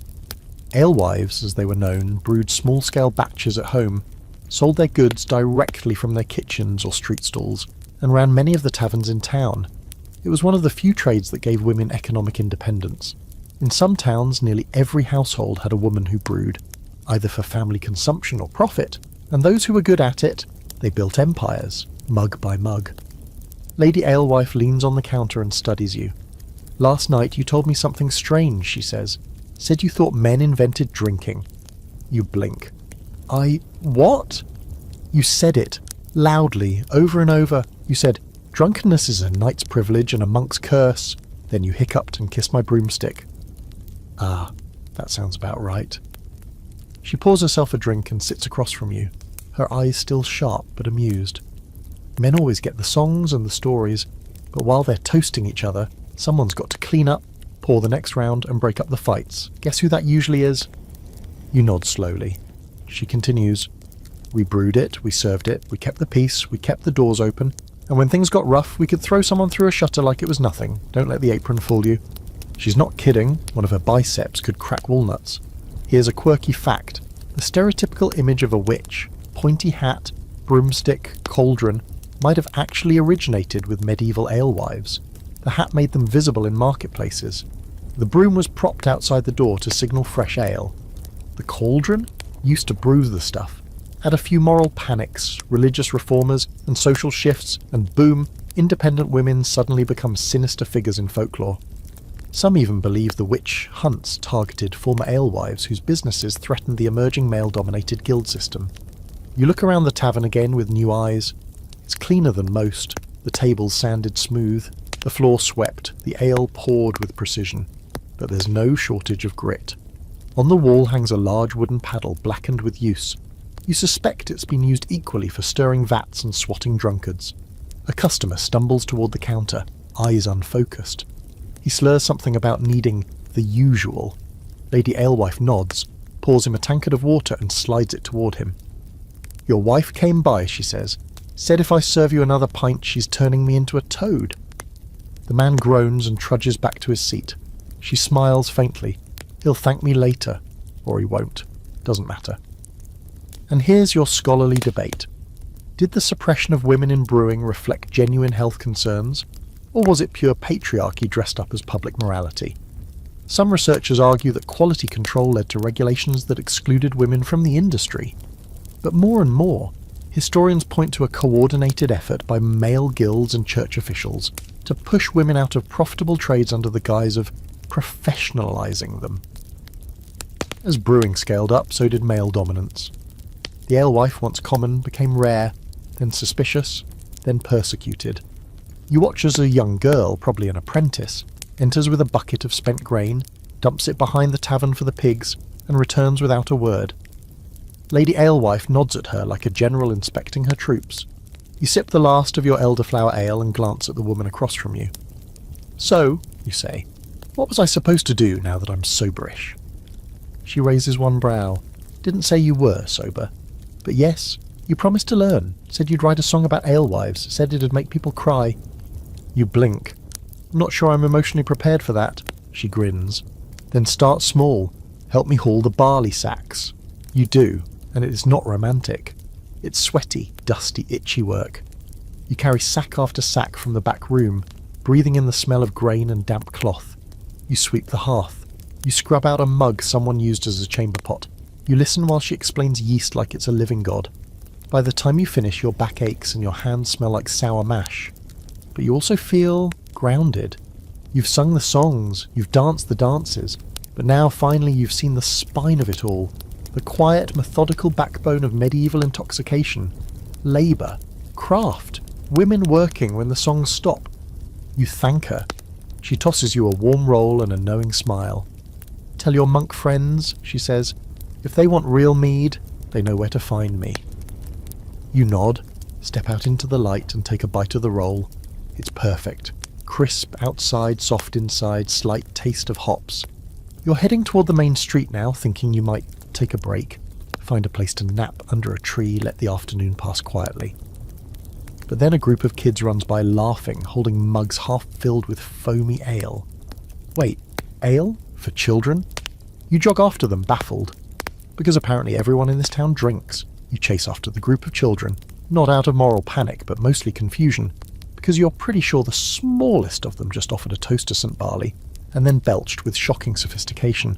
They dash through the marketplace in a cloud of dust and giggles, wooden mugs sloshing, the foam dribbling down their chins like milk. One kid, barely older than a well-baked pie, yells, "Last one to finish has to kiss the dung cart," and they all screech in unison. You finally catch up to them near the miller's porch, panting slightly, embracing yourself for the weirdness. One of the older girls glances at you with calm confidence and hands you a half-empty mug. "It's small beer," she says, like that explains everything. "We're not heathens." You squint into the mug. It's pale, slightly cloudy, smells faintly of grain, and is that cabbage? You take the tiniest sip. It's watery, flat, and barely alcoholic, but undeniably beer. It tastes like someone whispered the idea of ale into a mug of porridge water, and that's when it hits you. This isn't some one-off incident of questionable parenting. This is normal. These kids drink small beer the same way modern kids might drink apple juice, except it's safer, because in the medieval world, water is basically poison roulette. Stagnant wells, livestock runoff, chamber pots dumped too close to streams. It's a hydrating horror show out here. Small beer, on the other hand, gets boiled during brewing, making it the safest drink around. Barely fermented, light in alcohol and cheap to make, it's the breakfast of champions, toddlers, monks, and everyone in between. Here's your historical fact. Small beer, also known as table beer, was a staple of medieval diets. Families brewed it in bulk, often as a byproduct of stronger ales. The first run of grain would yield the good stuff. The second or third run, the small beer, was the weaker, safer alternative that got served to kids, servants, and anyone who couldn't handle or afford stronger brews. It had just enough alcohol to kill off bacteria, but not enough to make a child start composing ballads about imaginary goats. Usually. One of the boys, maybe 6 or 7, proudly announces, "My dad says small beer puts hair on your chest." His friend snorts. "Your dad doesn't even have chest hair." The boy pauses, then drinks anyway, defiant. You sit on the steps beside them, bemused, sipping your own mug slowly. The conversation shifts to more important matters. Who can fart loudest? Which pig in the village is secretly a wizard? Whether mushrooms can talk? Their mugs sit comfortably in their hands the whole time, just another part of their daily lives. And here's your quirky fact. In some regions, even schoolmasters allowed beer in class. There are records of children bringing jugs to lessons, and in a few cases, teachers docking behaviour points not for drinking, but for drinking too noisily or spilling on their slates. If you spilled your ink, shame on you. If you spilled your beer, double shame. You ask one of the kids, "Do you actually like it?" The smallest shrugs. "It's fine, tastes better with honey." Or if you chew on mint leaves after. This is said with the exact authority of a wine critic. You blink. "Do your parents know you're drinking this?" He looks genuinely confused. They made it. And here comes the scholarly debate. Did medieval people drink beer because they enjoyed it, or because they had no other choice? Some historians argue that beer consumption, especially by children, was purely utilitarian. It was hydration, calories, and sanitation wrapped into one ugly ceramic jug. Others believe the line between necessity and pleasure blurred long ago. When you've never had clean water, small beer becomes more than just drink. It becomes culture. Tradition, comfort, it's breakfast and bonding and bedtime. One girl refills her mug from a jug slung over her shoulder and offers you another sip. "This one has berries in it," she says proudly. "You oblige, it's different, slightly sour, vaguely medicinal, and fizzy enough to tickle your nose. My aunt makes it with elderberries," she adds, "for colds, also when she's sad." You pause, processing that. There's a quiet wisdom in it. These children aren't guzzling pints at the tavern. They're growing up with drink woven into their daily lives, not as rebellion, not as escape, but as routine. It's just what's always been done. A rooster struts past, indifferent to your existential moment. One of the boys hops up and shouts, "Race you to the dung cart!" And suddenly they are all off again, clattering down the alley with squeals of laughter and half-full mugs sloshing like tiny battle standards. You rise slowly, joints complaining. Behind you, an old woman leans out of a window and calls down, "Those little monsters took my juck again. If you see them, tell them I will tell the bishop." You nod solemnly and keep walking. The village seems quieter now, not in volume, but in rhythm. You're starting to see it differently, not just as a place to get drunk in spectacular fashion, but as a community that's built drinking into every layer of its life. From noble halls to alehouses to witchy brews and monastery mead. Yes, but also here, in the small, weird, ordinary moments of childhood. You pass a stable where a boy no older than 10 pours grain into a trough with one hand and drinks from a mug with the other. He hums an off-key tavern tune, probably one you sang very badly last night. You wave. He waves back, completely unfazed. You stop at a trough to splash water on your face. It's warm. Probably from the sun, possibly from horses. You regret the decision instantly. Somewhere nearby, a church bell rings noon. It feels both too early and somehow years too late. The mug is still in your hand. You finish the last sip of small beer. It's not good, but it's not supposed to be. It's a placeholder, a survival tool, a bridge between meals and moments. And that's when a bell rings again, closer this time. Not a church bell, a handbell at U-turn. A man in a blue tunic stands at the edge of the square, ringing furiously and shouting, "Drinking games, coin toss, jug jousting, all challengers welcome!" Of course, you sigh, toss the empty mug into a bucket, and follow, because the small beer is done, and now it's time to get competitive. The man with the bell is already halfway up a barrel when you catch up to him, his blue tunic flapping like a battle flag, his voice projecting across the square with the trained intensity of someone who's been ignored one too many times and will not let that happen again. "Come one, come all, test your mettle, prove your worth, make terrible decisions and look good doing it," he crows. A small crowd gathers, drawn like flies to the sweet sticky promise of glory, gambling and light-head trauma. You slip in among them, your shirt still damp from that regretful splash at the horse trough, and already you can sense the shift in energy. This isn't the happy-go-lucky chaos of last night's games. This has structure, strategy, slightly too much shouting. A woman to your right claps you on the back. "Back again, eh?" she says, eyes twinkling. "Thought you'd learned your lesson after last night's jug jousting fiasco." You blink. "Jug jousting?" She nods solemnly. "You challenged a farmer to a duel while riding empty ale barrels like horses. You fell off yours and declared the ground the winner." She pauses, thoughtful. "Honestly, best speech I've ever heard." You sigh, shoulders already resigning themselves to their fate. The blue-tunic master of ceremonies, his name, you recall vaguely, is Reeve Padrick, pulls out a list longer than most religious texts. Today's events include one-handed ale lifting, the dizzy pint dash, ye old guess the grog, and of course the final showdown, jug jousting. 2 jugs, 1 victor. Glory eternal, or at least until supper. You try to sneak away. Too late, someone sees you. "It's him, the elbow lad!" someone shouts. The crowd parts like drunks before a barmaid's wrath. Suddenly, you are handed a mug and pushed toward the contestants' table, which is really just a plank of wood balanced on 2 stumps and already covered in mug rings and a faint sense of doom. You take your place. Your opponent is a wiry man with suspiciously well-oiled hair and a tunic far too clean for someone living in this century. He raises one eyebrow. "Back for revenge, are we?" You don't know what you're avenging, but you nod with enough confidence to earn a few cheers. The first game is one-handed ale lifting. The rules are simple. Hold your mug of ale at arm's length, perfectly horizontal for as long as you can without spilling, shaking or crying. You lift. So does your opponent. The crowd counts aloud. 10 seconds, 20. At 30 seconds your arm begins trembling. Your opponent smirks. Then a fly lands on his nose. His flinch is tiny but fatal. A single splash leaps from his mug and hits the table. The crowd erupts. You lower your mug victoriously, hand now completely numb, and someone crowns you with a dried hop wreath. You are 1 for 1. Here's your historical fact. Drinking competitions were real fixtures of medieval life. Some were informal contests among friends. Others were formalized rituals, especially among guilds and brotherhoods. Pledge drinking was a common form. One person would drink a set amount and then challenge another to match it. Failure to do so could cost you coin, pride, or a small slap to the face with a pickled eel. People took it seriously. There were rules, officials, penalties, sometimes even recorded scores. Next up, the Dizzy Pint Dash. This one is as dumb as it sounds. Spin around a mug 10 times, then race down the square to the market cart and back without spilling a drop. You're handed a fresh mug.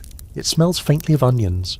You spin. The world turns into a smear of colour and bad choices. You run, or try to. It's more of a stagger hop flail. Halfway there, you crash into a cabbage crate. A child laughs. You somehow recover and make it back with only 1 foot wet and half your drink intact. Your opponent? He runs like he's been training his whole life for this. But on the return trip, he trips over a pig. A real, actual pig. The crowd gasps. His drink sails through the air and lands squarely in someone's shoe. Disqualified. You've won again. Here's your quirky fact. In some parts of medieval Europe, animals were actively involved in drinking events. Monasteries held festivals where donkeys were blessed with beer. Taverns had cats that judged games by pouring at the winner's mug. And at least one town had a goose that was made honorary ale warden, tasked with honking at those who spilled too much. Reeve Padrick now paces in front of you, voice ringing. "We have reached the final showdown," he shouts. "Jug jousting." 2 jugs, 2 contestants, a narrow bench. The goal? Knock your opponent off using only the jugs. No hands, no mercy. You're handed 2 ceramic jugs, heavy, sloshing, probably older than you. You and your opponent climb opposite ends of the bench. The crowd hushes. Somewhere a drum starts beating. 3, 2, 1, you charge. Kind of. It's more like a shuffle waddle with menace. You raise your jug. He ducks. He lunges. You counter. There's a clumsy spin. Someone throws a cabbage for effect. Then, crack. His jug catches your side. You wobble. But then you plant your foot, yell something about alewife justice, and swing with both arms. He topples backward, lands in a barrel of stale pickles and does not rise. The crowd goes feral. Here's your scholarly debate. Did drinking games actually serve a deeper cultural purpose, group bonding, hierarchy negotiation, or ritualized aggression? Some researchers argue these events were a way to avoid actual conflict by channeling tension into play. Others think they simply gave bored peasants something to do besides mutter about the weather. Either way, your bruised ribs suggest these games were taken very seriously. Reeve Padrick hoists your hand into the air. "Behold, the jug-jousting champion, lord of libation, defender of the elbow." Someone places a tankard-shaped medallion around your neck. Someone else tries to name a song after you. You bask in it for a moment, wobbling slightly on your victory bench. Then Lady Alewife walks past, carrying a basket of leeks, glances at you and mutters, "Try not to fall in love with yourself, lad. It won't end well." The crowd laughs. You bow and stagger off the bench. Somewhere in the distance, bells chime again. These ones less festive, more official. You feel a tap on your shoulder. A man in robes frowns at you. "It's time," he says. "You're expected at the cathedral." You groan. "Am I being excommunicated?" He sighs. "You volunteered to debate a priest." Of course you did. Because drunken games aren't enough. Now you've got to argue theology in a pub. You don't remember volunteering to debate a priest, and yet here you are, being half led, half dragged toward the cathedral by a man in robes who keeps muttering things like, "God preserve us," and "The fool from the tavern better show up this time." The cobbled streets shimmer in the sun. Or maybe that's just your hangover turning reflections into hallucinations. Every step feels like a negotiation between your stomach and your feet. They're barely on speaking terms at this point. You reach the cathedral steps, squinting up at the towering stone archways. They're as majestic as they are judgmental. Gargoyles leer from above, faces frozen in permanent disapproval, like celestial bouncers deciding if you're dressed well enough to enter the kingdom of heaven. A crowd is already gathering in the courtyard, townfolk, clergy, farmers, alewives with their aprons still dusted in grain, and a few tavern regulars waving mugs.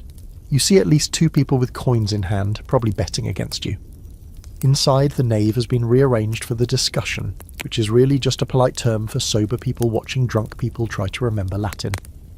A long table sits near the altar, set with mugs of water, scrolls, and a single loaf of bread. You are seated across from a priest, an older man with sharp eyes and a smile like someone who's read every book in the monastery and still knows how to throw a punch. "You're late," he says dryly. You attempt to bow. It ends in a stagger.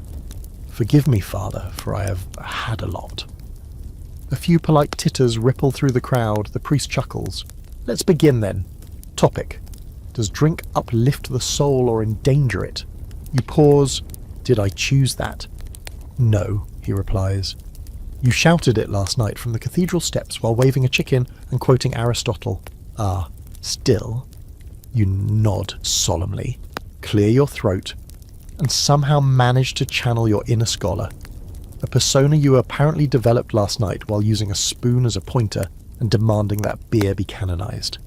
"Drink," you begin, voice echoing slightly through the vaulted ceiling, "is both a comfort and a curse, a balm and a blade, a way to see God and a way to forget your own name." The crowd leans in. A few monks exchange glances. The priest narrows his eyes. "Here's your historical fact." The medieval church's relationship with alcohol was complicated.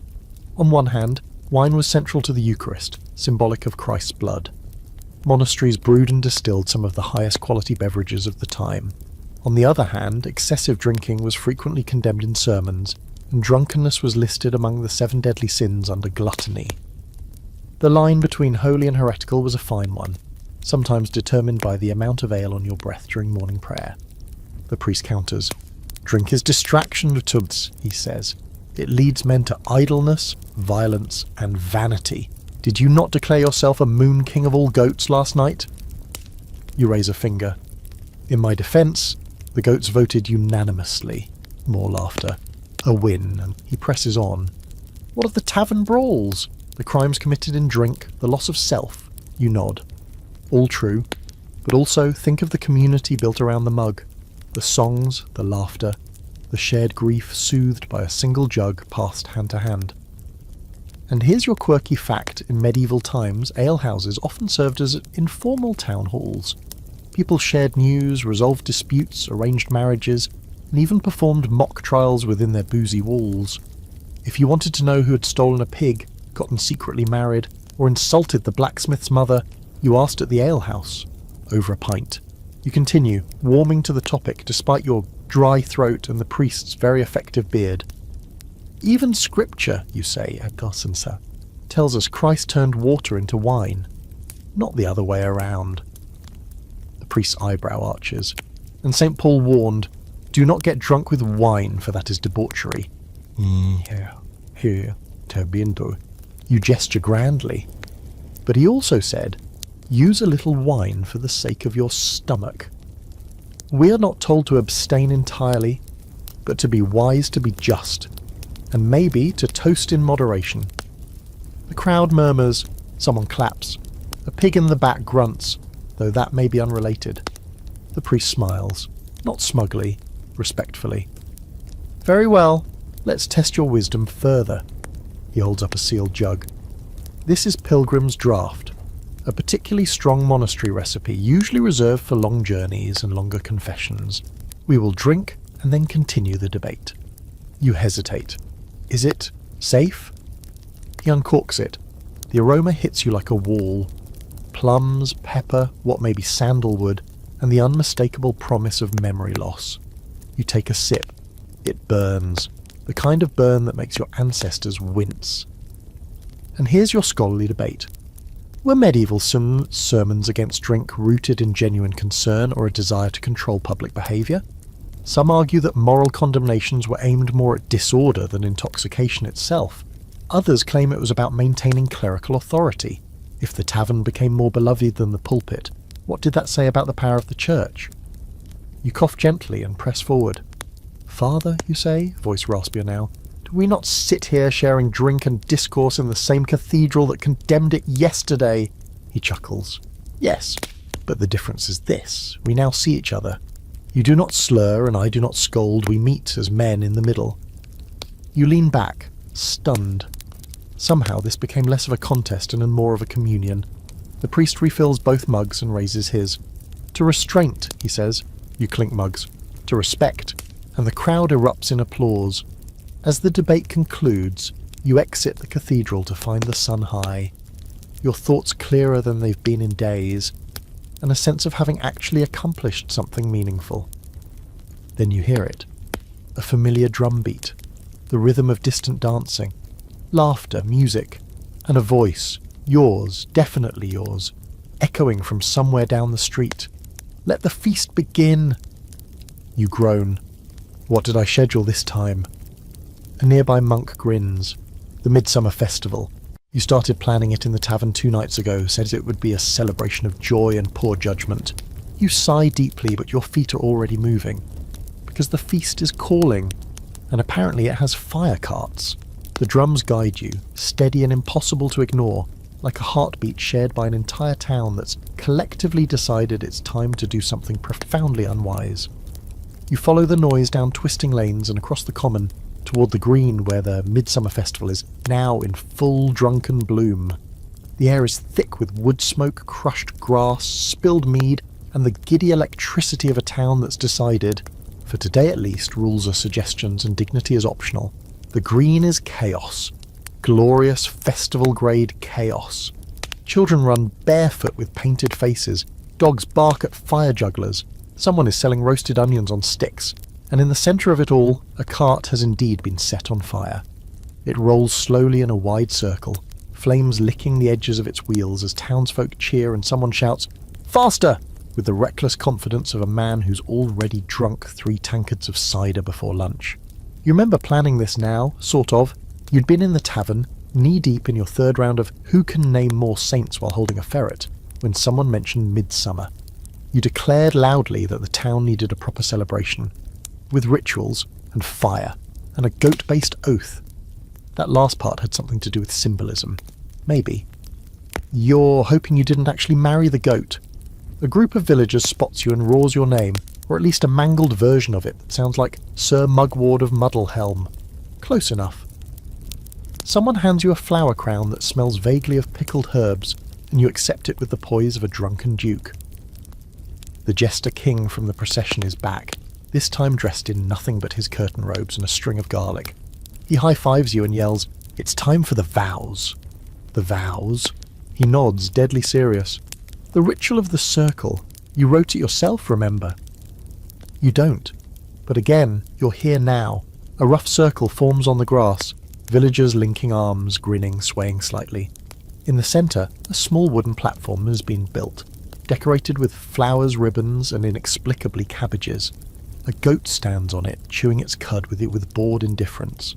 You're handed a scroll, sticky. You clear your throat. Friends, fools, fire dancers, and fermenters of fine beverages, welcome to the sacred circle of midsummer madness. The crowd cheers, the goat yawns. You continue reading from the scroll you clearly wrote under the influence of equal parts mead and delusion. We gather in the great tradition of ritual nonsense to toast the turning of the sun, to celebrate being alive, and to honour the ancient pact between man and beverage.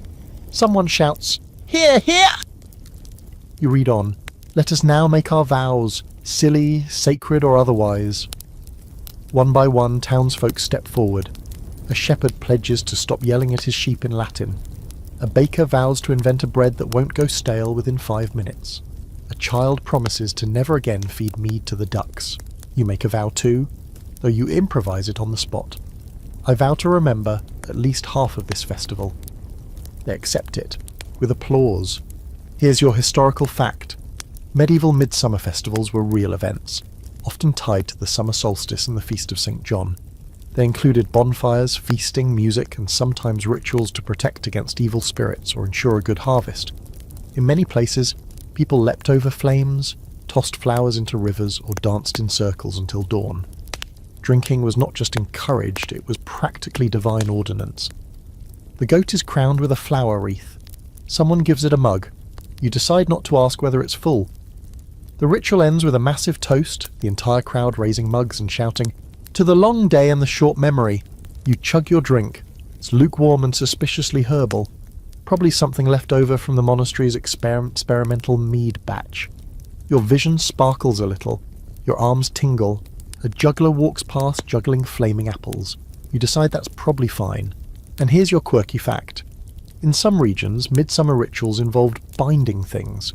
Wreaths tossed on roofs for luck. Lovers tying wrists together to test their bond.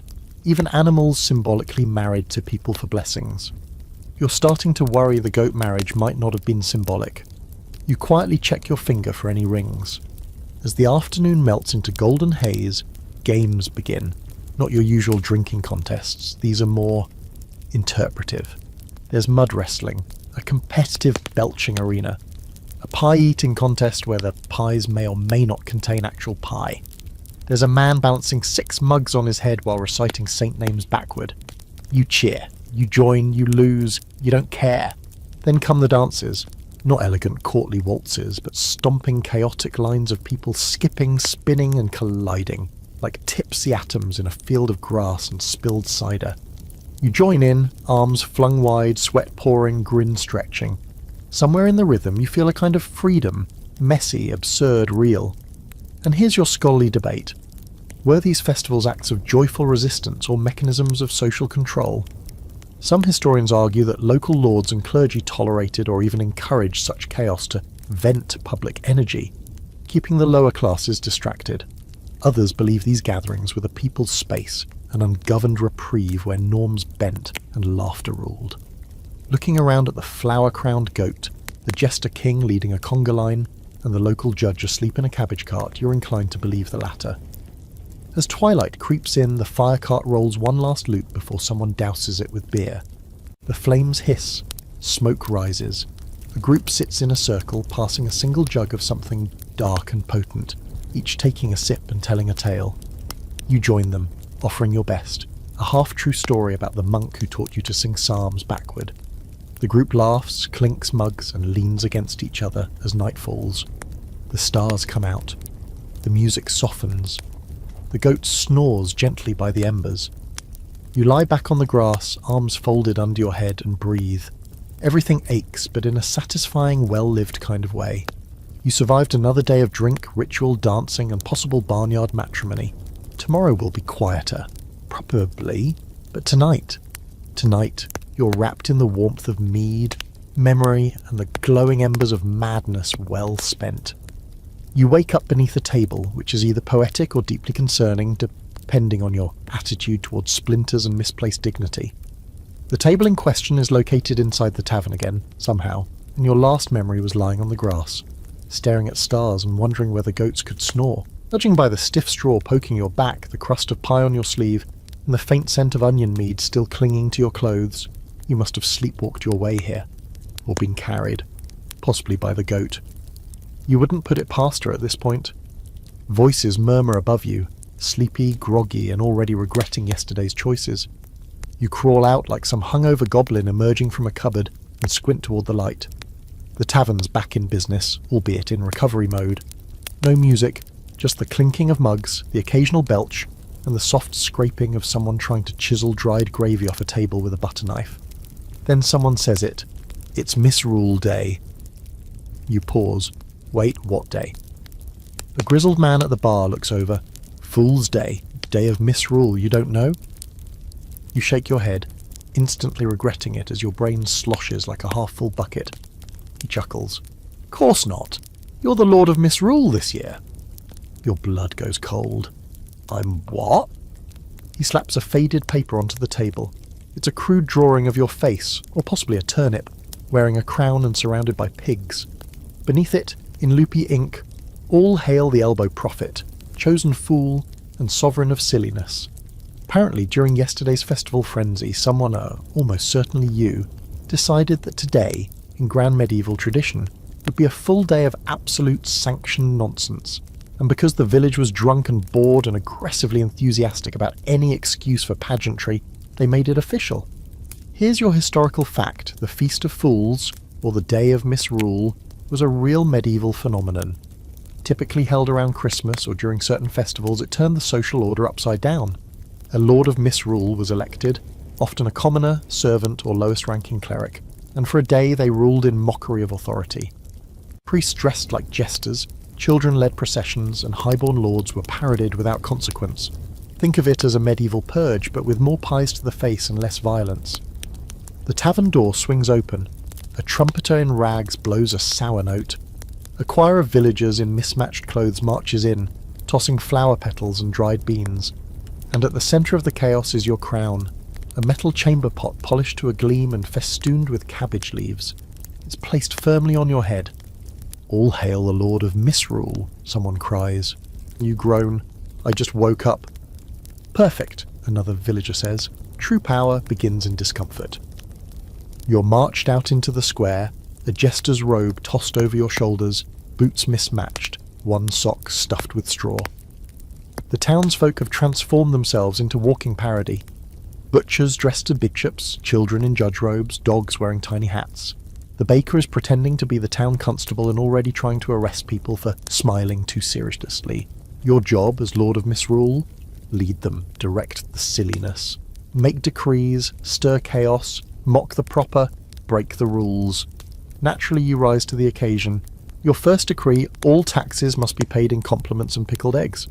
Second, every chicken is now a knight unless proven otherwise. Third, anyone caught not drinking must immediately be serenaded by a drunk man with a lute and unresolved emotional issues. You point at a passing goose. You stand trial for public honking.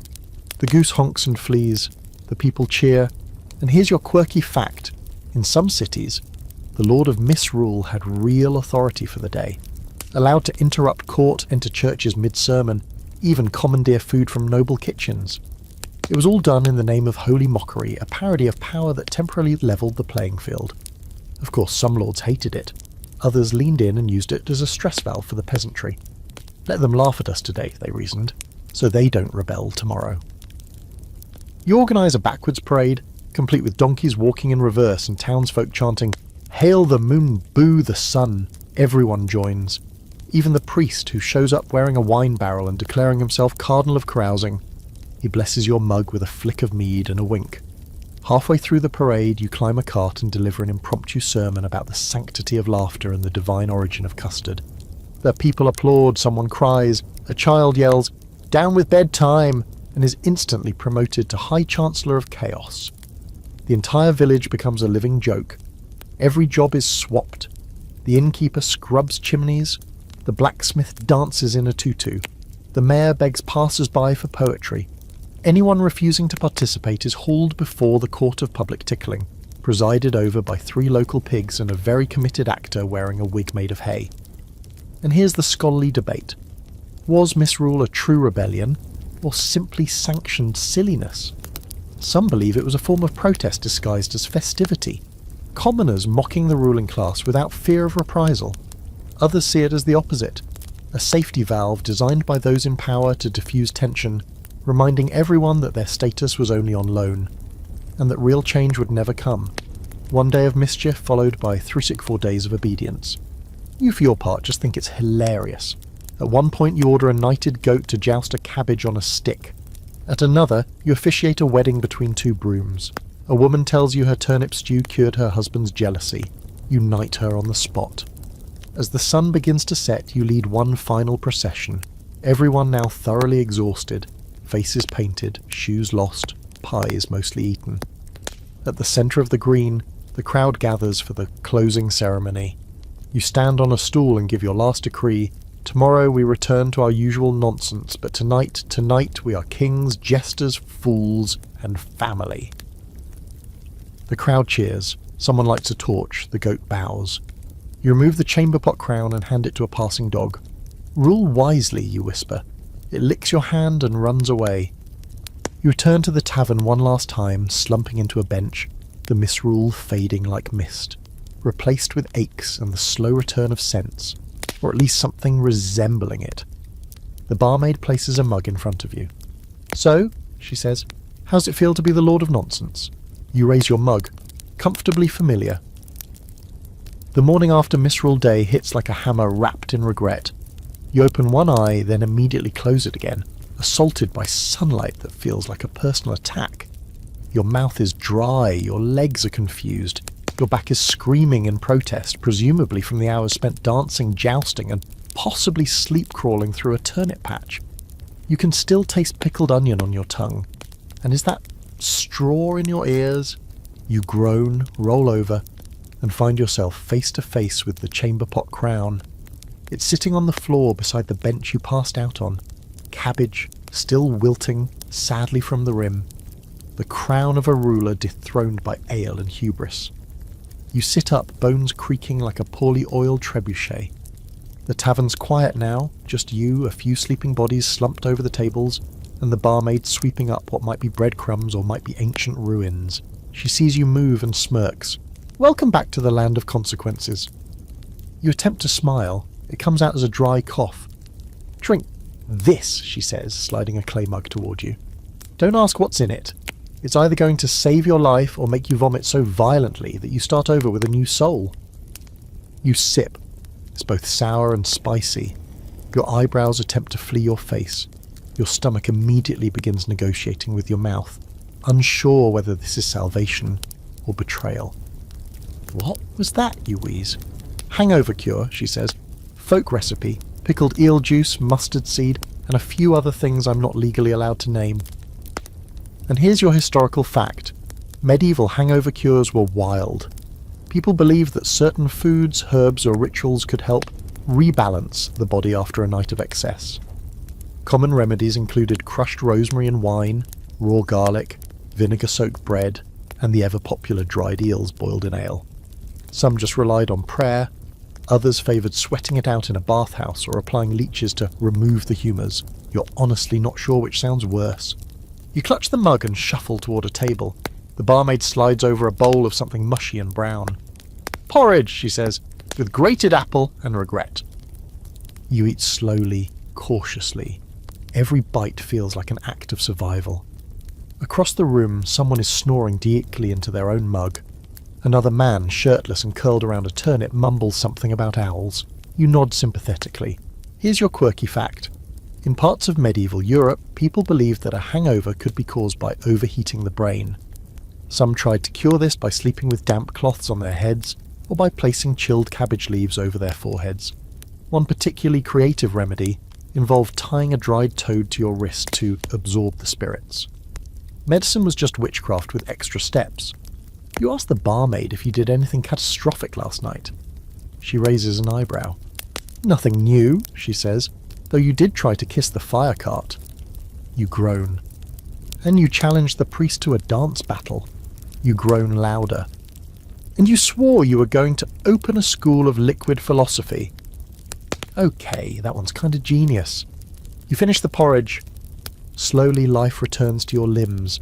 Your head still throbs like a cathedral bell at high noon. But the cure, terrifying though it was, seems to have helped. The tavern begins to stir. A few other revellers sit up, blinking, stretching, moaning, like haunted furniture. The barmaid surveys the room with the grim satisfaction of a veteran battlefield medic. This, she says, is the real price of joy. A man at the corner table raises his hand weakly. Is it too late to give up drinking forever? Yes, the barmaid replies. You already wrote a love song to a keg and proposed marriage in front of half the village. Oh. The silence that follows is broken only by the distant sound of a rooster coughing. Or maybe that's just a rooster. You can't tell anymore. Here comes the scholarly debate. Were hangovers in the medieval period viewed as punishments, medical imbalances, or just occupational hazards? Some texts describe hangovers in spiritual terms, as divine punishment for indulgence. Others list them under common illnesses, treated with the same herbs used for colds or fever. But most evidence suggests people just accepted them. If you drank, you paid. That was the deal. Sobriety wasn't virtue, it was recovery. You decide to venture outside. The fresh air hits you like a slap, but a kind one. The village is in shambles. Booths half collapsed, streamers hanging limply from trees, flower petals ground into the mud. A goose waddles past, dragging a piece of bunting in its beak. A child pokes a soggy pie with a stick. Looks like a battlefield, you mutter. Worse, says the blacksmith, leaning against his door. Looks like the morning after a battlefield. You nod. Across the square, a group of villagers are gathered around a cart of leftover ale barrels. Someone's reading off names and tallying debts.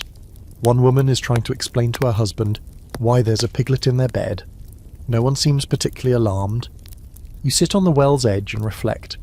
These people drank, sang, danced, and lost their minds with you. They'll do it again. Next feast, next holy day, next excuse, but they also rise, hungover and headachy, and start over. Patch up the square, feed the goats, forgive each other. You see it clearly now, hangovers weren't just a nuisance, they were part of the cycle.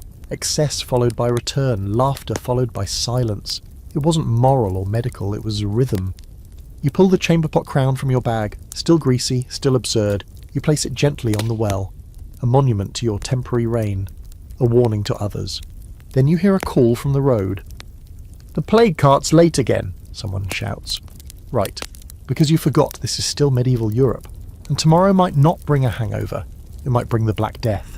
You sit there on the edge of the well for a moment longer, staring into the dregs of your soul and the deeper, darker dregs of your hangover.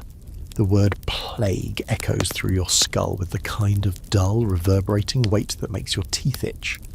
You glance down the road, half expecting to see a cart piled with corpses and dread, bells clinking, wheels squeaking, and a man in a black hooded cloak shouting something cheerful like, "Bring out your dead." And yet, nothing. Just an empty road, sunlight bouncing innocently off muddy ruts, as if this world isn't held together with straw prayer and the occasional public execution. You breathe, then you smell something. It's not bad exactly, it's just strong, like dried rosemary, smoked meat and despair. Then you hear wheels, a creak, a cough. And yes, finally the plague cart rolls into view, slower than expected, led by a donkey that looks like it's 2 disappointments away from laying down and quitting the timeline entirely. The man behind the reins is thin, wrapped in layers of fabric, face covered except for the eyes. Those eyes are surprisingly lively. "Good morning," he says, waving. "Lovely day for pestilence, isn't it?" You blink. "I thought the plague was, done." He shrugs. Comes and goes, like spring or regret. And here's your historical fact. During the height of the Black Death, entire regions of Europe turned to drink as a form of escapism. Taverns became more crowded, not less. People reasoned that if they were going to die anyway, they might as well go out with a mug in hand. Chroniclers wrote of mass feasts held in the middle of outbreaks, with musicians playing while people drank and danced just feet away from the sick. Public health guidelines were, let's say, loose. Quarantine meant drink somewhere else. The cart stops in the square. A few villagers approach, not panicked, but curious. A couple of the more hungover ones just grumble and roll over in the shade.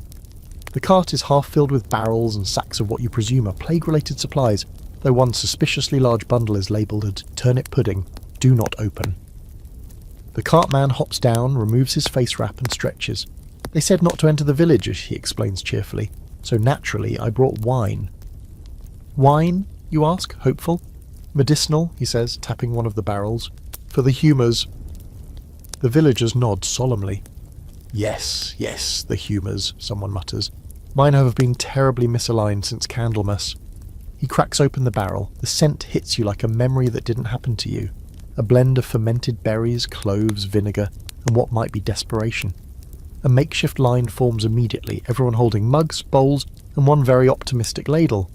You follow, because of course you do. Because when the plague arrives, there are only 2 things to do, run or drink. And here's your quirky fact. Plague wine was a real thing. People believed certain herbs and strong alcohols could purify the air and the blood. Recipes included wormwood, sage, peppercorns, and entire lemons, rind and all, boiled into a hellish flaming brew meant to smoke out the corruption. Apothecaries swore by it. Physicians avoided it. Drunk uncles claimed it could raise the dead. You get your cup filled, it's thick, cloudy, warm. "Do I drink this or perform an exorcism with it?" you ask. "Both," says the cartman. "It's versatile." You sip. It's not the worst thing you've tasted this week, but it definitely argues with your internal organs on the way down.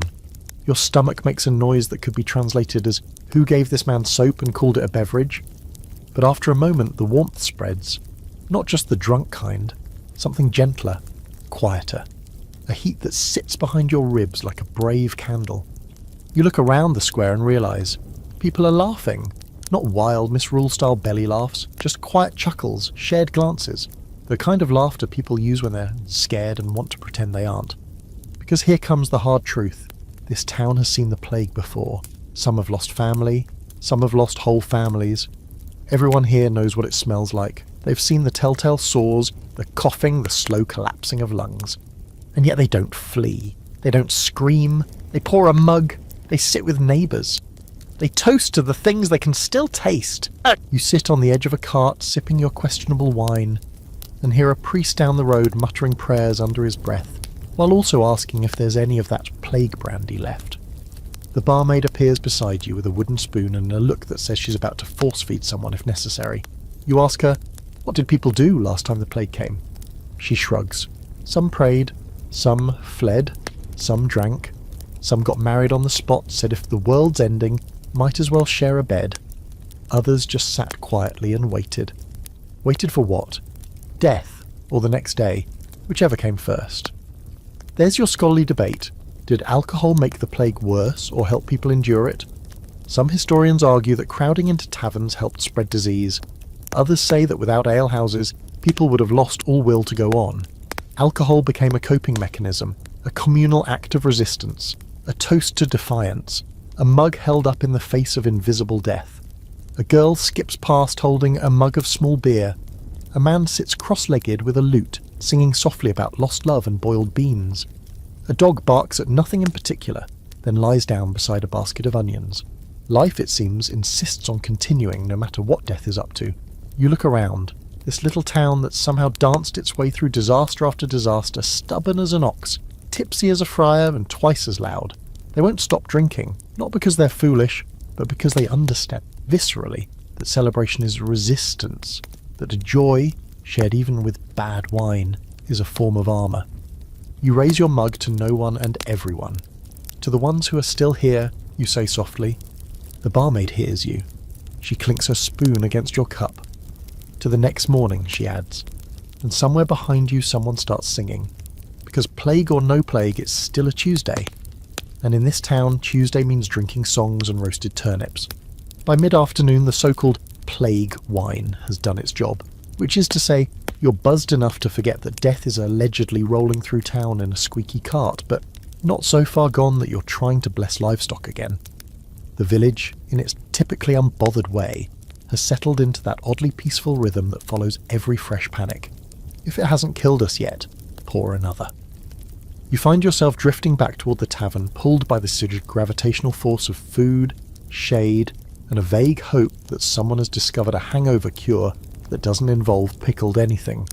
Instead, you walk straight into a cluster of people standing in a loose circle, cups in hand, arguing, loudly, passionately, and completely unnecessarily. "No, you absolute turnip," one man shouts, nearly spilling his ale. "It's clearly the stars that cause the bad harvests. Mars was in retro-sin when the pigs got sick."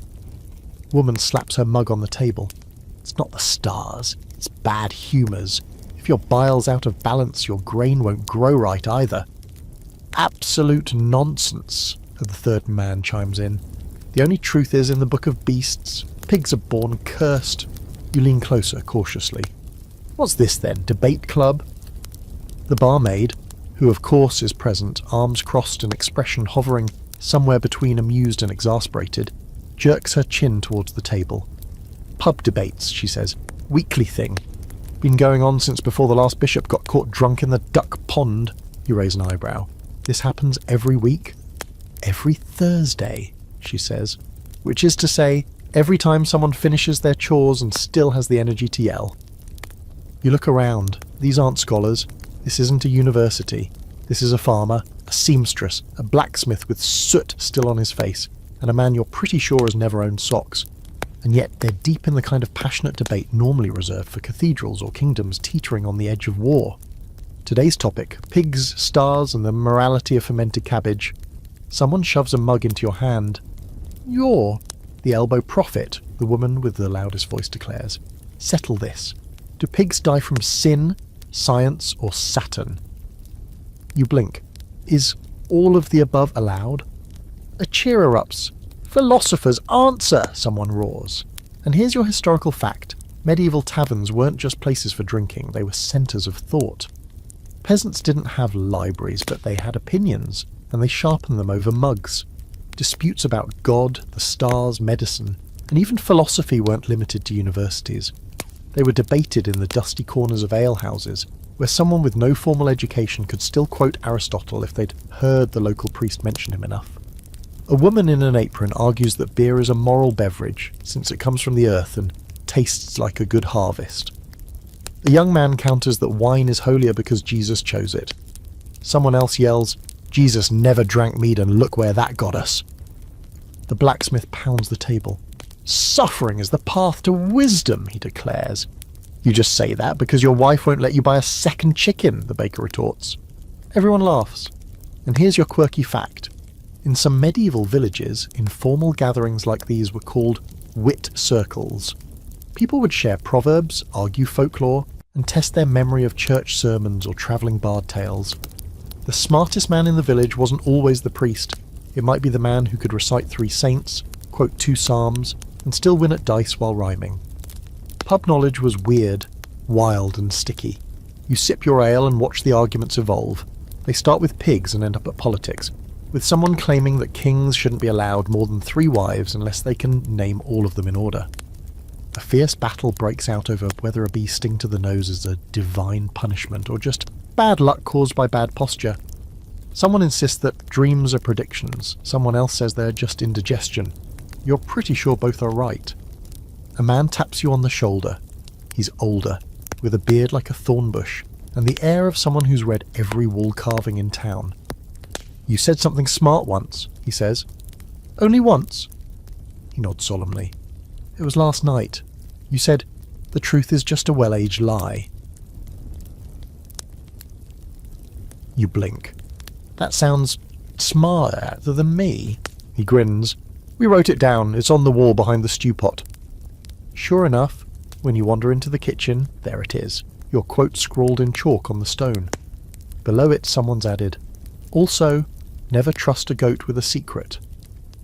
You rejoin the table, where the debate has shifted again. Now it's about whether dreams that happen after drinking count as prophecy. You offer your input. Depends on what you drank. If it was the witch's brew with a floating beetle, then yes, that's divine. Everyone nods, and here's the scholarly debate. Historians often overlook the intellectual life of common folk. Formal education was rare, but that didn't mean people weren't curious.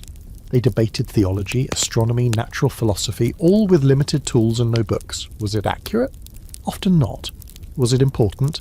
Absolutely. It created community, it gave people voice, and it reminded them that even if they couldn't read, they could still think. The sun dips low as the argument finally fizzles out. No one wins, no one loses, except maybe the pig. People drift back to their chores or nap spots. You stay behind a moment, watching the dust settle. There's something beautiful about a group of half-drunk villagers arguing the nature of the soul with their mouths full of barley and bread. It means they care. It means they're alive. You step outside, mug in hand, and wander back toward the square. A lute plays softly in the distance. The goat bows as you pass. You bow back. You think to yourself, in a world of plagues, bad weather, and terrible shoes, maybe the smartest thing anyone can do is argue about pigs for a little while. You turn the corner, and suddenly everything's gone. Your mug's gone. Your shoes are gone. There's a chicken in your arms. You've blacked out.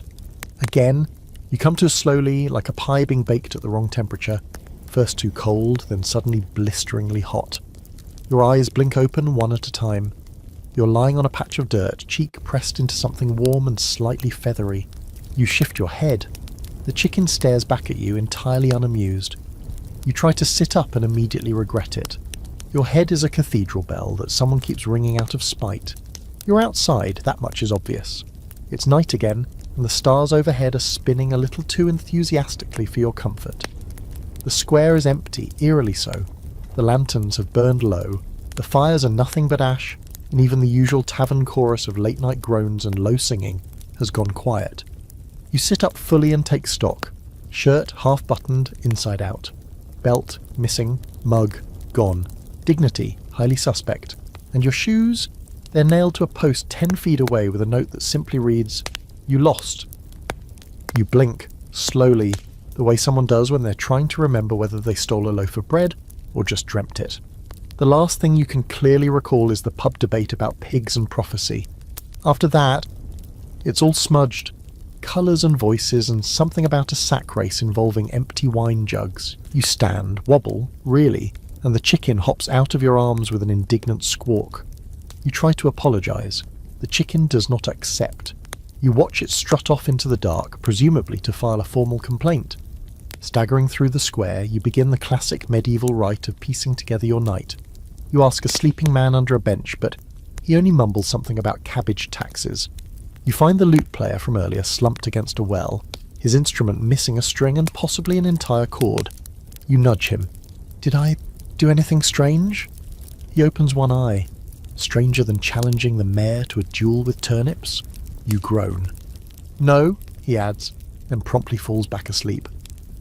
You keep going, looking for something familiar. Instead, you find the baker, half asleep in his delivery cart, who insists you invented a new religion last night based on yeast. He holds up a sticky piece of parchment covered in flour and scribbles. You called it the First United Fermentationist Temple.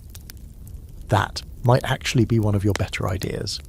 You sit down on the tavern steps and try to breathe. The world sways gently, like a boat full of mistakes. The air smells like burnt onions and distant laughter, and somewhere faintly a nightjar calls out. Either that or someone snoring into a horn. Here's your historical fact. Blackout drinking in the medieval period wasn't just a rare accident. It was a known phenomenon. People even had a variety of terms for it. Being overcome by drink, losing time, waking in the devil's back pocket. Many chroniclers noted entire feasts where guests didn't remember how they got home, if they made it home at all. Some viewed it as shameful, others just shrugged and called it tradition. You look down and notice your hands are stained purple. Berry juice, maybe? Ink, possibly blood, probably jam. You sniff jam, thank the gods. You feel something hard in your pocket and pull it out. A single playing die, carved from bone and painted red. You turn it in your palm. The sick side has been scratched into a strange symbol, a sun with a face. That's definitely not yours. You have no idea where it came from. You put it back in your pocket, just in case. And here's your quirky fact. There are reports of drunken tokens being passed around in medieval drinking circles. Small, often carved items that one would be given after a particularly wild night. Sometimes as a joke, sometimes as a challenge. If you woke with one in your pocket, it meant you were now part of something. Or maybe just that someone wanted you to think so. Your stomach gurgles, a concerning, prolonged sound that makes a nearby cat flinch.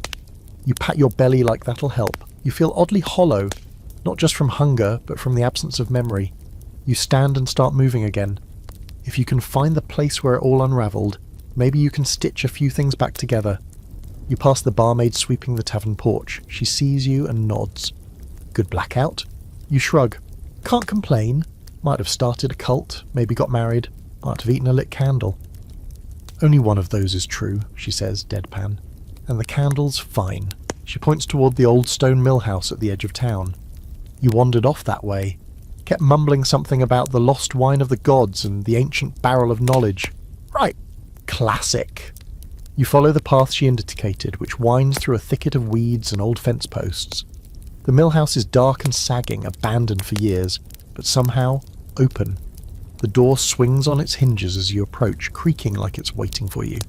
You step inside. There was a barrel, huge, old, bound in rusted iron and covered in dust. A few half-burnt candles sit around it, wax dribbled like tears. In front of the barrel, a ladle. Behind it, a mural scratched crudely into the stone wall, of a face, half smiling, half frowning. Your face, nope, absolutely not. You back out slowly, carefully, and decide not to ask more questions tonight. Here's the scholarly debate. Do blackout memories truly vanish, or are they tucked away, recoverable through certain triggers? Some say memories lost to drink are burned away entirely. Others suggest they live in the brain like forgotten dreams, just waiting for the right sound, smell or chicken to bring them back. You walk back to the square, slightly rattled, definitely exhausted. You've drunk with monks and fools, argued with farmers and priests, and somehow created an underground wine cult during a blackout. You're either a visionary or just really bad at pacing yourself. Either way, you've reached a new layer of medieval madness, the one where memory itself becomes a gamble. As you curl up on the tavern porch with a borrowed blanket and a prayer to no one in particular, you whisper to yourself, "Tomorrow I'll be responsible." You snort at your own lie, because tomorrow you're joining a pilgrimage, and rumour says the pilgrims are worse than the villagers. You awaken to the sound of bells, tiny ones, fast and clumsy, like someone tried to teach a goat how to dance and then gave it a tambourine. You groan, sit up, and find yourself swaddled in a wool blanket that smells like turnip stew and second-hand prophecy. The tavern porch is bathed in dawn light, and standing in front of you is an entire caravan of chaos. Pilgrims, dozens of them, maybe more, dressed in the finest assortment of patched cloaks, misbuttoned tunics, and sandals held together with sheer willpower and possibly marmalade. A few wear wide-brimmed hats pinned with religious medallions, others wear none at all, and squint directly at the sun like it owes them money. One man has a walking staff made from what appears to be an old fence post, complete with rusty nails still sticking out. You blink at them, they blink back. Then a woman steps forward, her face deeply lined, her hands leathered from the road, and her smile sharp. "You're coming with us," she says. You squint. "I am?" "You swore," she replies flatly. "Last night. Swore on bread and wine and the bones of St. Rumbold." You open your mouth to object, but several things happen at once. A monk hands you a satchel of dried peas, someone tosses you a wide-brimmed hat, and a boy ties a wooden flask around your waist with ribbon. Just like that, you're conscripted into holy travel. The pilgrimage begins. You trudge beside them, groggy and sore, the world swaying under your feet like a drunken barge. They sing as they walk, off-key, joyful, terribly earnest. The songs are about saints and miracles and occasionally soup. You try to hum along. One line rhymes virtue with turn shoe. You don't ask questions. Here's your historical fact. Pilgrimages were a core part of medieval religious life. People walked hundreds of miles to visit sacred relics, shrines, or sites where miracles supposedly occurred. Some went to atone for sins, others went for healing, and many, truthfully, went for the social element, the chance to escape their routine, meet new people, and yes, get thoroughly and gloriously drunk along the way. Pilgrims were known to pack flasks of ale for the journey and to stop at every inn, tavern, and cider house within shouting distance. After only an hour, you learn a crucial truth. Pilgrims are not saints. One man, Godric he says, but it might be Gerald, starts passing around a flask of something blessed by a bishop and fermented by a miracle. It tastes like raisins, soaked in regret. You take 2 sips and hand it back, trying not to weep openly. The woman beside you nods approvingly. "You'll survive the road," she says. Soon you reach your first stop, a crossroads shrine to a local saint, Saint Balcher, patron of lost socks and regrettable oaths. There's a faded carving of him above the altar, 1 foot raised, face locked in an expression of serene confusion. Pilgrims gather around and kneel. A few light candles, one man offers a boiled egg. You offer a whisper of apology to your liver. The road continues. You walk beside a barrel-chested man named Tybalt, who claims he once saw St. Belcher himself appear in a bowl of porridge. "He had raisins for eyes," Tybalt says, deadly serious. "Told me to avoid goats. I never trusted them since." You decide not to mention your goat adventures. Not yet. And here's your quirky fact.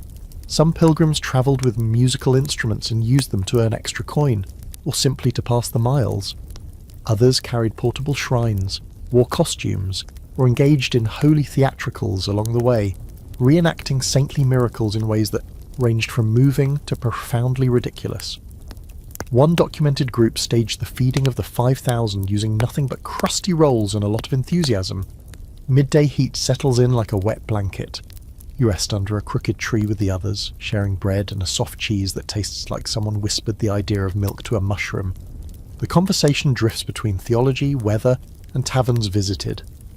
You learn that one man joined the pilgrimage to escape a woman he accidentally married during a May festival. Another admits he's following a dream he had about a goat in a bishop's hat. It's possible everyone here is a fugitive, a fanatic, or a bard with unfinished lyrics. Then comes the drinking game. Not an official one, just something someone starts out of boredom. It involves passing a flask, naming a saint, and then miming how that saint might walk with blisters. It's hilarious until you get to St. Stephen, and someone does a convincing impression that ends in falling into a ditch. You help them up. They hand you the flask. You drink. Here comes the scholarly debate. Were pilgrimages acts of devotion or disguised holidays? Scholars argue both. For many, the religious purpose was genuine, especially for the sick or deeply devout. But for others, it was one of the only excuses available for travel, adventure, and sanctioned rule-bending. Being on pilgrimage gave you special protections, lighter punishments, and access to ale across borders. and when you returned, you came back not just hungover, but spiritually upgraded. By sunset, the road has taken its toll, blisters bloom, the songs turn to muttering. One man tries to light a fire with flint and produces only swearing. A woman unpacks dried apples and insists everyone eat one to ward off night spirits. You eat yours. It tastes like tree bark soaked in vinegar. You camp under an old elm tree, the moon rising behind its skeletal branches. Someone pulls out a wineskin and passes it around while a wiry young pilgrim begins a story about a demon, disguised as a nun who tricked a bishop into baptizing a duck. You lean back, resting your head against your bundle of extra socks and crushed biscuits. You're not sure if this is faith, foolishness, or just another excuse to walk in circles and drink from flasks with strangers.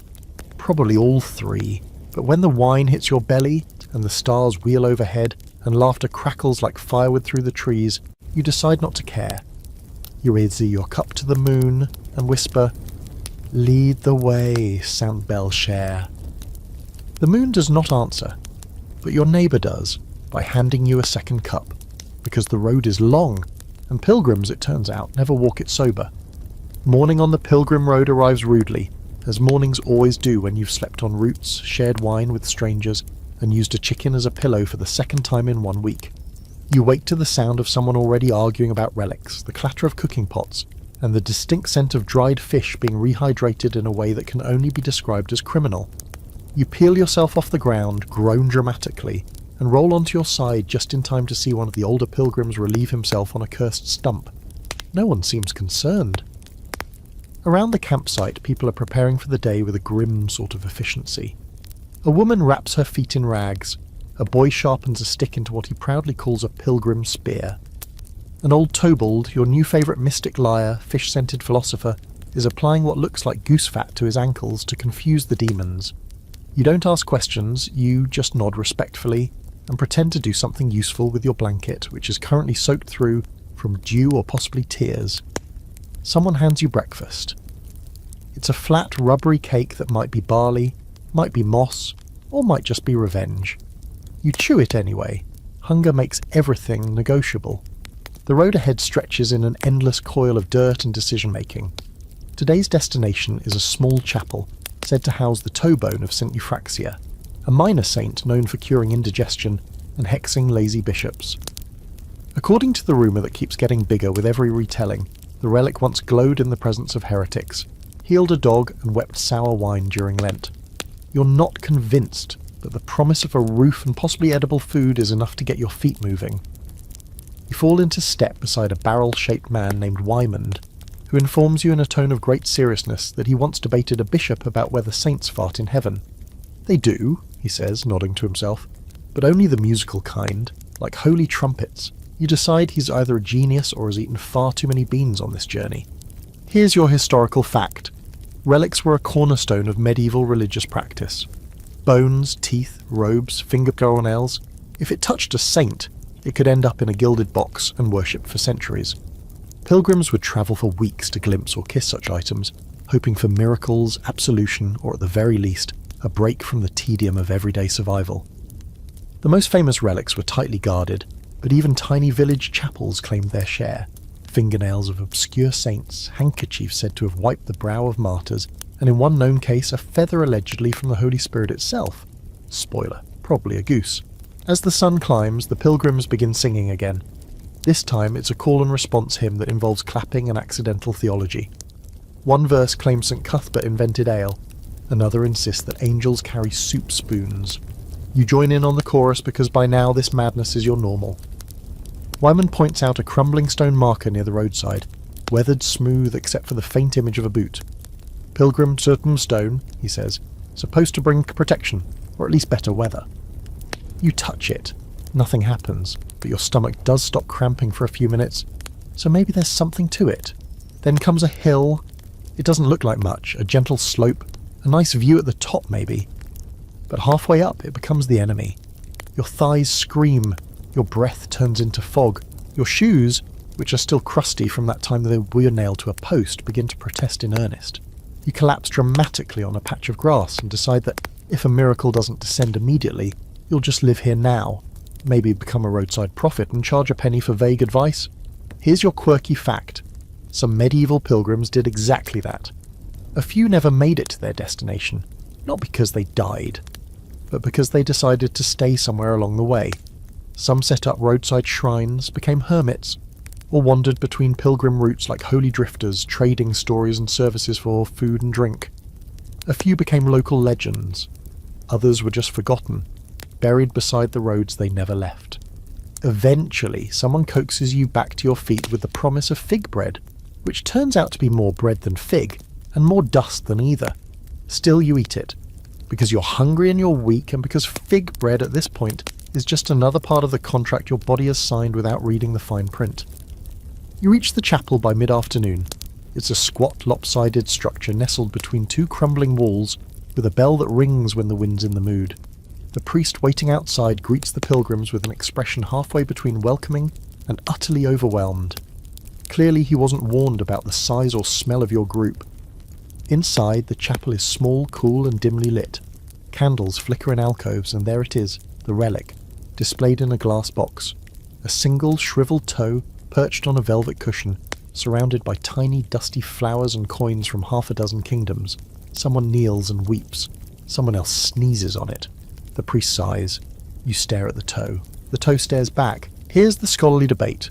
Were relics actually believed in by everyone, or were they convenient tools of church power? Some historians argue that relics were central to popular devotion, deeply respected even by the illiterate and sceptical. Others suggest relics were sometimes exploited, sold, swapped, faked to increase the prestige and income of churches. Carbon dating and later testing revealed many relics were, in fact, from animals or completely unrelated humans. But to the average pilgrim, the miracle was in the hope, not the accuracy.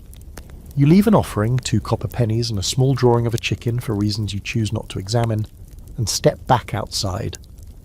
The pilgrims are camped around the chapel now, sharing wine, trading stories and debating loudly about whether the toe looked more like a shriveled potato. You sit beside the fire and stretch your aching feet, which now feel less like feet and more like ancient relics of suffering themselves. Someone hands you a mug of warmed ale. It tastes faintly of cloves and shoe leather. The stars come out. Someone begins singing a lullaby. You stare into the flames and wonder how many other fools like you have walked this road, prayed to the same relics, and woken up beside the same goat. And you realise something strange. You're actually enjoying this. Or maybe that's just the ale talking.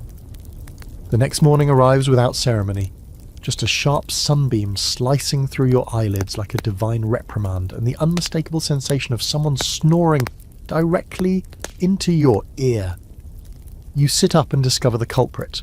A pilgrim sprawled beside you, clutching a wine flask like it's a newborn. Around you, the rest of the campsite stirs slowly, with the grace and coordination of overturned sacks of potatoes.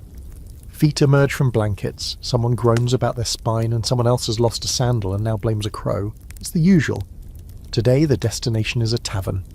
Not a shrine, not a chapel, not a sacred oak, but a full-blown, licensed, heresy-tolerant, moderately famous roadside tavern known as the Flaming Goose. You've heard of it even before the pilgrimage. Tales whispered in sticky tavern corners about its spiced cider, its chicken on a sword, and its notorious 3-mug challenge, which, according to legend, has only ever been completed twice. Once by a blind minstrel with no taste buds, and once by a nun in disguise. There is exactly one road between you and that tavern. It's dusty, long, and blessedly flat. Your group moves at a brisker pace than usual, inspired by the promise of beds with actual mattresses and mugs with mysterious liquids. The conversation drifts toward anticipation. What will the tavern be like? Will there be music, food, a competent cook, or will the stew once again taste like boiled remorse? Wymond walks beside you, already daydreaming aloud. I hear the barkeep can recite the 10 Commandments backwards, drunk, while balancing a spoon on his forehead. You nod solemnly. A true spiritual gift. And here's your historical fact. Taverns along pilgrimage routes were big business in the Middle Ages. Entire villages sprang up around these establishments, built to serve the endless tide of travellers. Pilgrims might start their journeys for pious reasons, but they rarely passed up a good tavern. Monks recorded complaints about pilgrims stopping to drink more often than they stopped to pray. Some taverns even catered to specific routes. with relic replicas and religious paraphernalia displayed alongside wine barrels and roast pork. The flaming goose appears on the horizon just past midday, rising like a holy vision. It's a large, timber-framed building with crooked windows, a carved goose sign hanging above the door, and the sound of badly tuned lute music leaking from within. Outside, a goat tied to the post eyes you with suspicious familiarity. You slow your steps. "Is that?" Wyman frowns. "Looks like your goat." "I don't have a goat." "You might," he says. The door creaks open, and you're greeted by the delicious, dangerous smells of roast onions, beer foam, and singed bread crusts.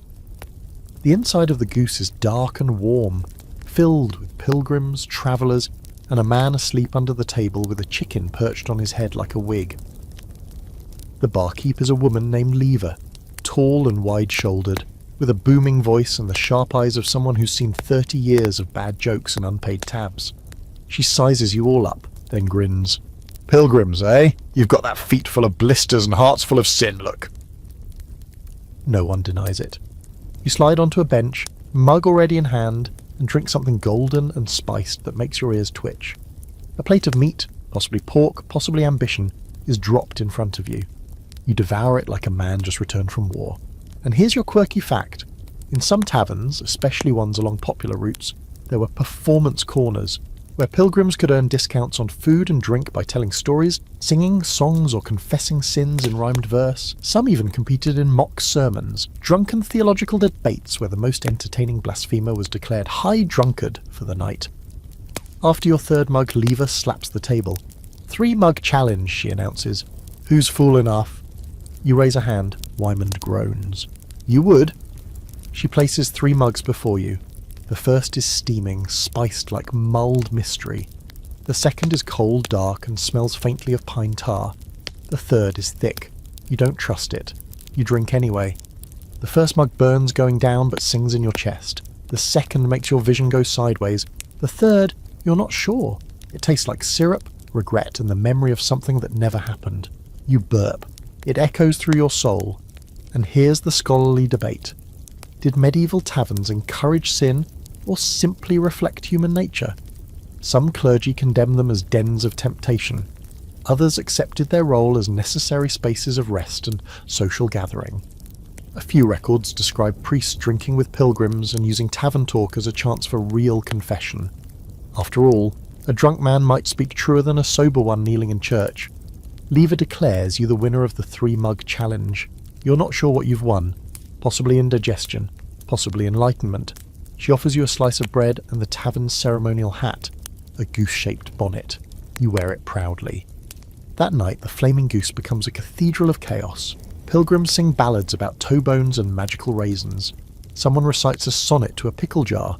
You tell a long, rambling story about the time you outdrank a friar and accidentally rewrote the Psalms to include a section on soup. You're pretty sure none of it's true, but no one's keeping score. Later, under the wooden beams and soft torchlight, someone plays a gentle melody on a cracked flute. People gather on the floor, heads resting on each other, wrapped in blankets and wine-sodden peace. Even the goat curls up at your feet, finally accepting your existence. You lie back and stare at the rafters, full of ale, roasted dreams, and the slow glowing warmth of shared exhaustion. The road waits beyond the door, but tonight there is no road. Just laughter, breath, and a tavern full of people who believe, at least for now, that drinking together is a form of prayer. You whisper to no one, "This is church enough," and someone murmurs back, "Amen." You wake up on a table, not at a table, on it. Face down, arms draped off either side like a medieval centerpiece no one wanted to eat. There's bread stuck to your cheek. It smells faintly of old time and last night's ambitions. You blink blearily at the ceiling beams above you, trying to remember how you ended up as part of the tavern's interior decor. Memory, of course, has decided not to clock in this morning. All you've got is the ghost of a goose hat and a vague sense that you might have proposed to a mug. Around you, the flaming goose is in full recovery mode. Broken mugs line the fireplace. Someone's trousers hang from a ceiling beam like a victory flag. Lever, the barkeep, stomps around with the energy of a woman who's seen it all and has no time for your nonsense. She catches your eye, raises one eyebrow, and tosses you a loaf of hard bread. "Eat that or die," she says. You chew obediently. It's like gnawing on regret. The pilgrims stir slowly, groaning, rolling over, crawling across the floor in search of shoes or salvation. Women finds his hat soaking in a puddle of ale and mutters something about divine punishment. Someone else tries to order breakfast and is handed a single raw turnip. It's unclear if that's intentional or just tavern justice. The plan for today: no shrines, no chapels, no hills, no toe bones. Today is market day in a nearby town, and for once the pilgrims have voted to travel not for salvation, but for resupply. Spirits, tools, possibly a clean tunic, and most importantly, more booze. Because the road doesn't walk itself, and apparently neither do the liver enzymes. You trudge out of the Goose with your companions, bags a little lighter, stomachs slightly steadier, and dignity still MIA. The walk is mercifully short, the town nestled just beyond a line of trees, its wooden palisade lazily guarded by a man who waves at you with one hand while using the other to scratch a place no one should scratch so enthusiastically in public. The market is chaos, glorious, shrieking, chicken-dodging chaos. Merchants shout over each other, like auctioneers with head colds. Spice sellers wave their cinnamon sticks like weapons. A woman tries to sell you a blessed eel. A boy offers you a pet beetle named Harold. You buy a hunk of cheese and immediately question your choices. It smells like it's plotting something. Here's your historical fact. Medieval markets were more than just places to buy food. They were the social and economic hubs of towns. On market days, travellers, pilgrims, thieves, minstrels, farmers, monks, and anyone with anything remotely tradeable all gathered in the square. Local laws were sometimes suspended during market hours to encourage trade. It was a mix of business, spectacle, and barely contained anarchy. You watch Wyman try to haggle with a woman over a bottle of green-tinted brandy labelled St. Hildegard's Elixir for Sins of the Lower Back. He claims to have back pain. She claims he has poor posture and worse taste. Somehow they settle on a price and he walks away victorious, swigging and wincing. Nearby, you notice a group of well-dressed men standing around a massive cart. On it, barrels, crates, and a sign that reads, "Licensed Spirits, Guild Approved." The men wear matching hats and smug expressions. Guilds, of course. Here's your quirky fact. As alcohol became big business in the Middle Ages, local brewing and distillation guilds formed to regulate quality, price, and trade. These guilds could wield incredible power, sometimes acting like booze mafias. If you weren't part of the guild, you couldn't legally sell your product, unless you had protection, or paid the right bribe, or worked far enough from any law that it didn't matter. You approach the guild cart out of curiosity. A man with a curly moustache and too many rings on his fingers greets you. "Interested in quality drink, friend?" he asks, clearly trying to decide if you're a paying customer or a vagrant who wandered in from a cabbage field. You ask what makes their drink so special. He launches into a speech about triple-filtered barley mash, imported elderflower, and yeast that's been blessed by a monk who allegedly once shook hands with a bishop who allegedly saw St. Bridget in a puddle. You nod slowly, backing away before your wallet gets exercised. "Back near the tavern," Wimond mutters darkly. "These guild types are killing a real drink. You used to be able to buy a flagon of honey wine from Old Martyr's porch and it'd put you on the moon. Now you get elderflower." He spits the word like it offended his ancestors. He has a point. Guilds standardized brewing, yes, but they also stamped out local flavors. Secret recipes, backyard stills, questionable family liquors, all slowly pushed aside by licensed, tax-friendly, guild-certified beverages. The pilgrims you travel with? Most of them smuggle a flask made by someone who never signed a single guild charter. Here's the scholarly debate. Did the rise of alcohol guilds protect the public from dangerous drinks or ruin cultural diversity? Some historians say regulation was necessary. Unregulated booze could and did kill people. Others argue guilds were monopolies in fancy hats, restricting tradition, inflating prices, and crushing the creativity of peasant fermenters and women brewers who operated outside the system.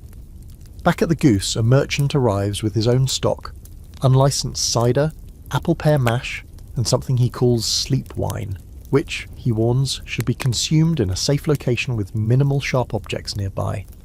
You and a few others crowd around. His cider tastes like freedom and mild hallucinations. He hands you a bottle wrapped in cloth and whispers, "No guild mark. Keep it low." You do.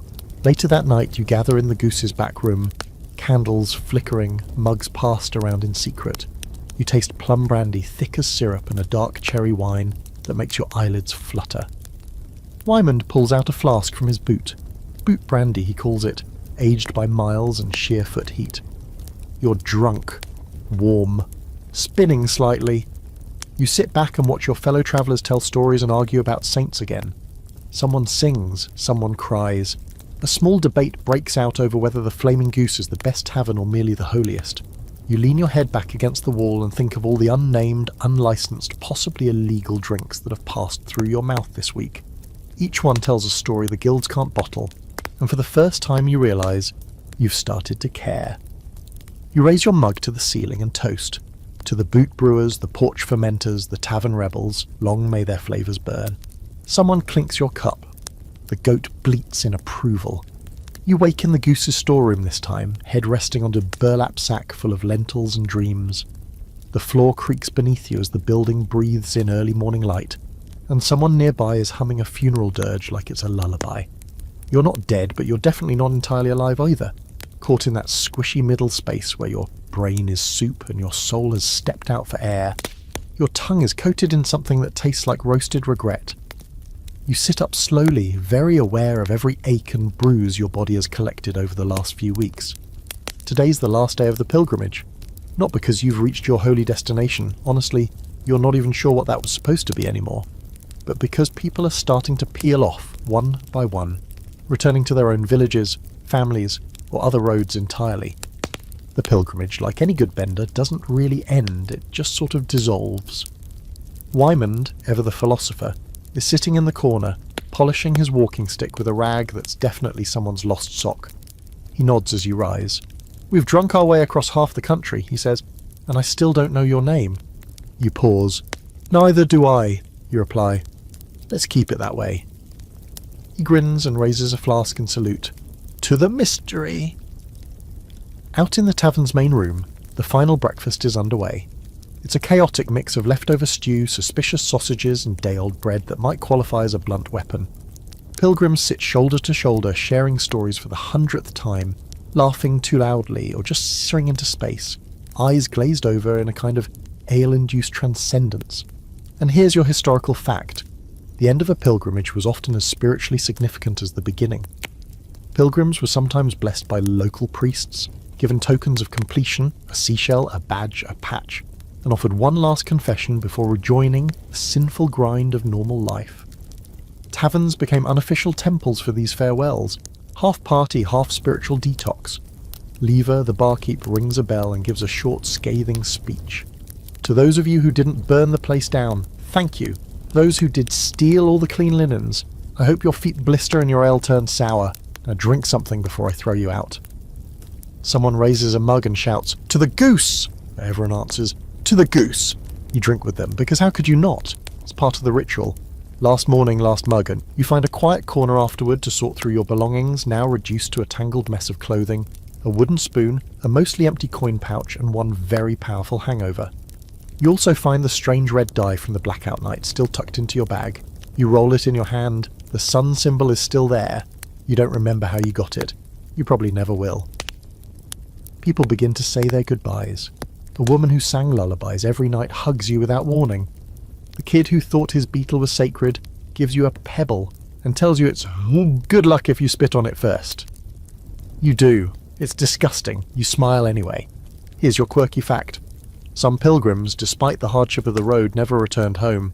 Instead, they found new villages, new communities, even new identities.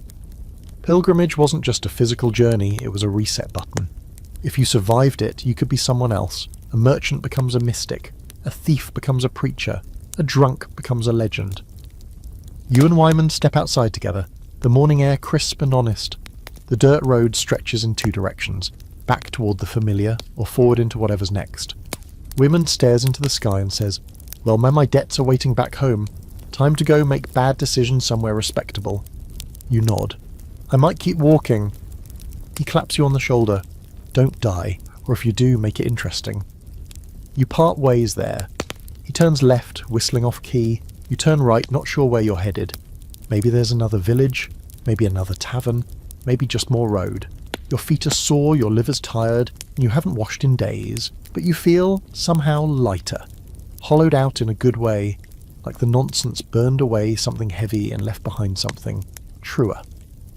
Here comes the scholarly debate. Was medieval drinking culture a form of slow societal collapse, or a survival mechanism? Some argue the constant inebriation dulled minds and fed superstition. Others believe it was a vital outlet for stress and trauma, a communal therapy session disguised as a drinking game. The truth, as always, probably lives in the tension between both. You reach a ridge just outside town and look back one last time. The flaming goose sits crooked on the horizon, smoke curling from its chimney, the faint sound of laughter still echoing from its beams. The goat is sitting on the roof. Of course it is. You keep walking. A mile or two later you pass a roadside shrine. No toe bones this time, just a carving of a saint who looks suspiciously hungover. You stop and leave your red dye on the stone shelf beneath it. A parting gift, a little mystery for the next traveller. By midday you've found another path, another village, another cluster of voices calling out from a courtyard tavern. The sign overhead reads "The Whistling Duck." Someone's already singing. Someone else is arguing about whether dreams mean anything. A pitcher sloshes on a table. Someone shouts, "Come drink, stranger." You pause at the threshold just long enough to grin. Then you walk in, because this story doesn't end here, it just refills. And now, with your cup finally empty and your feet aching from miles of wandering, it's time to settle in and let the echoes of medieval mischief fade into the quiet hum of your room. Maybe you're lying back now, tucked under the covers, one hand behind your head, the other clutching a metaphorical goblet.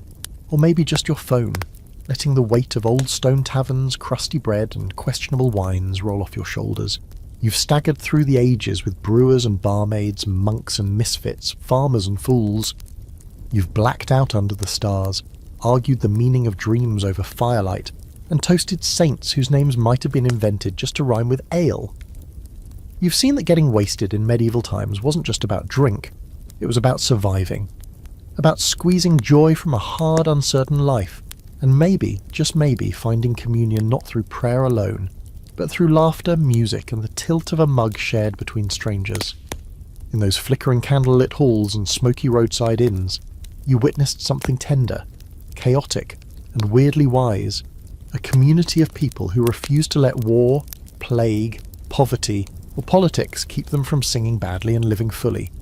Maybe they didn't know all the answers, but they sure knew how to ask them over ale between burps with their feet on the table and their hearts still cracked open. So now, as you dim the lights, or maybe just close your eyes, and let the last echoes of lutes and drunken philosophy fade, remember this. History isn't just kings and battles. It's the spilled wine, the sore feet, and the ridiculous hats. And if your dreams tonight happen to feature goats in clergy robes or a spectral barmaid offering you another round, just smile, roll over, and mutter, "To the goose." Sleep tight, wanderer.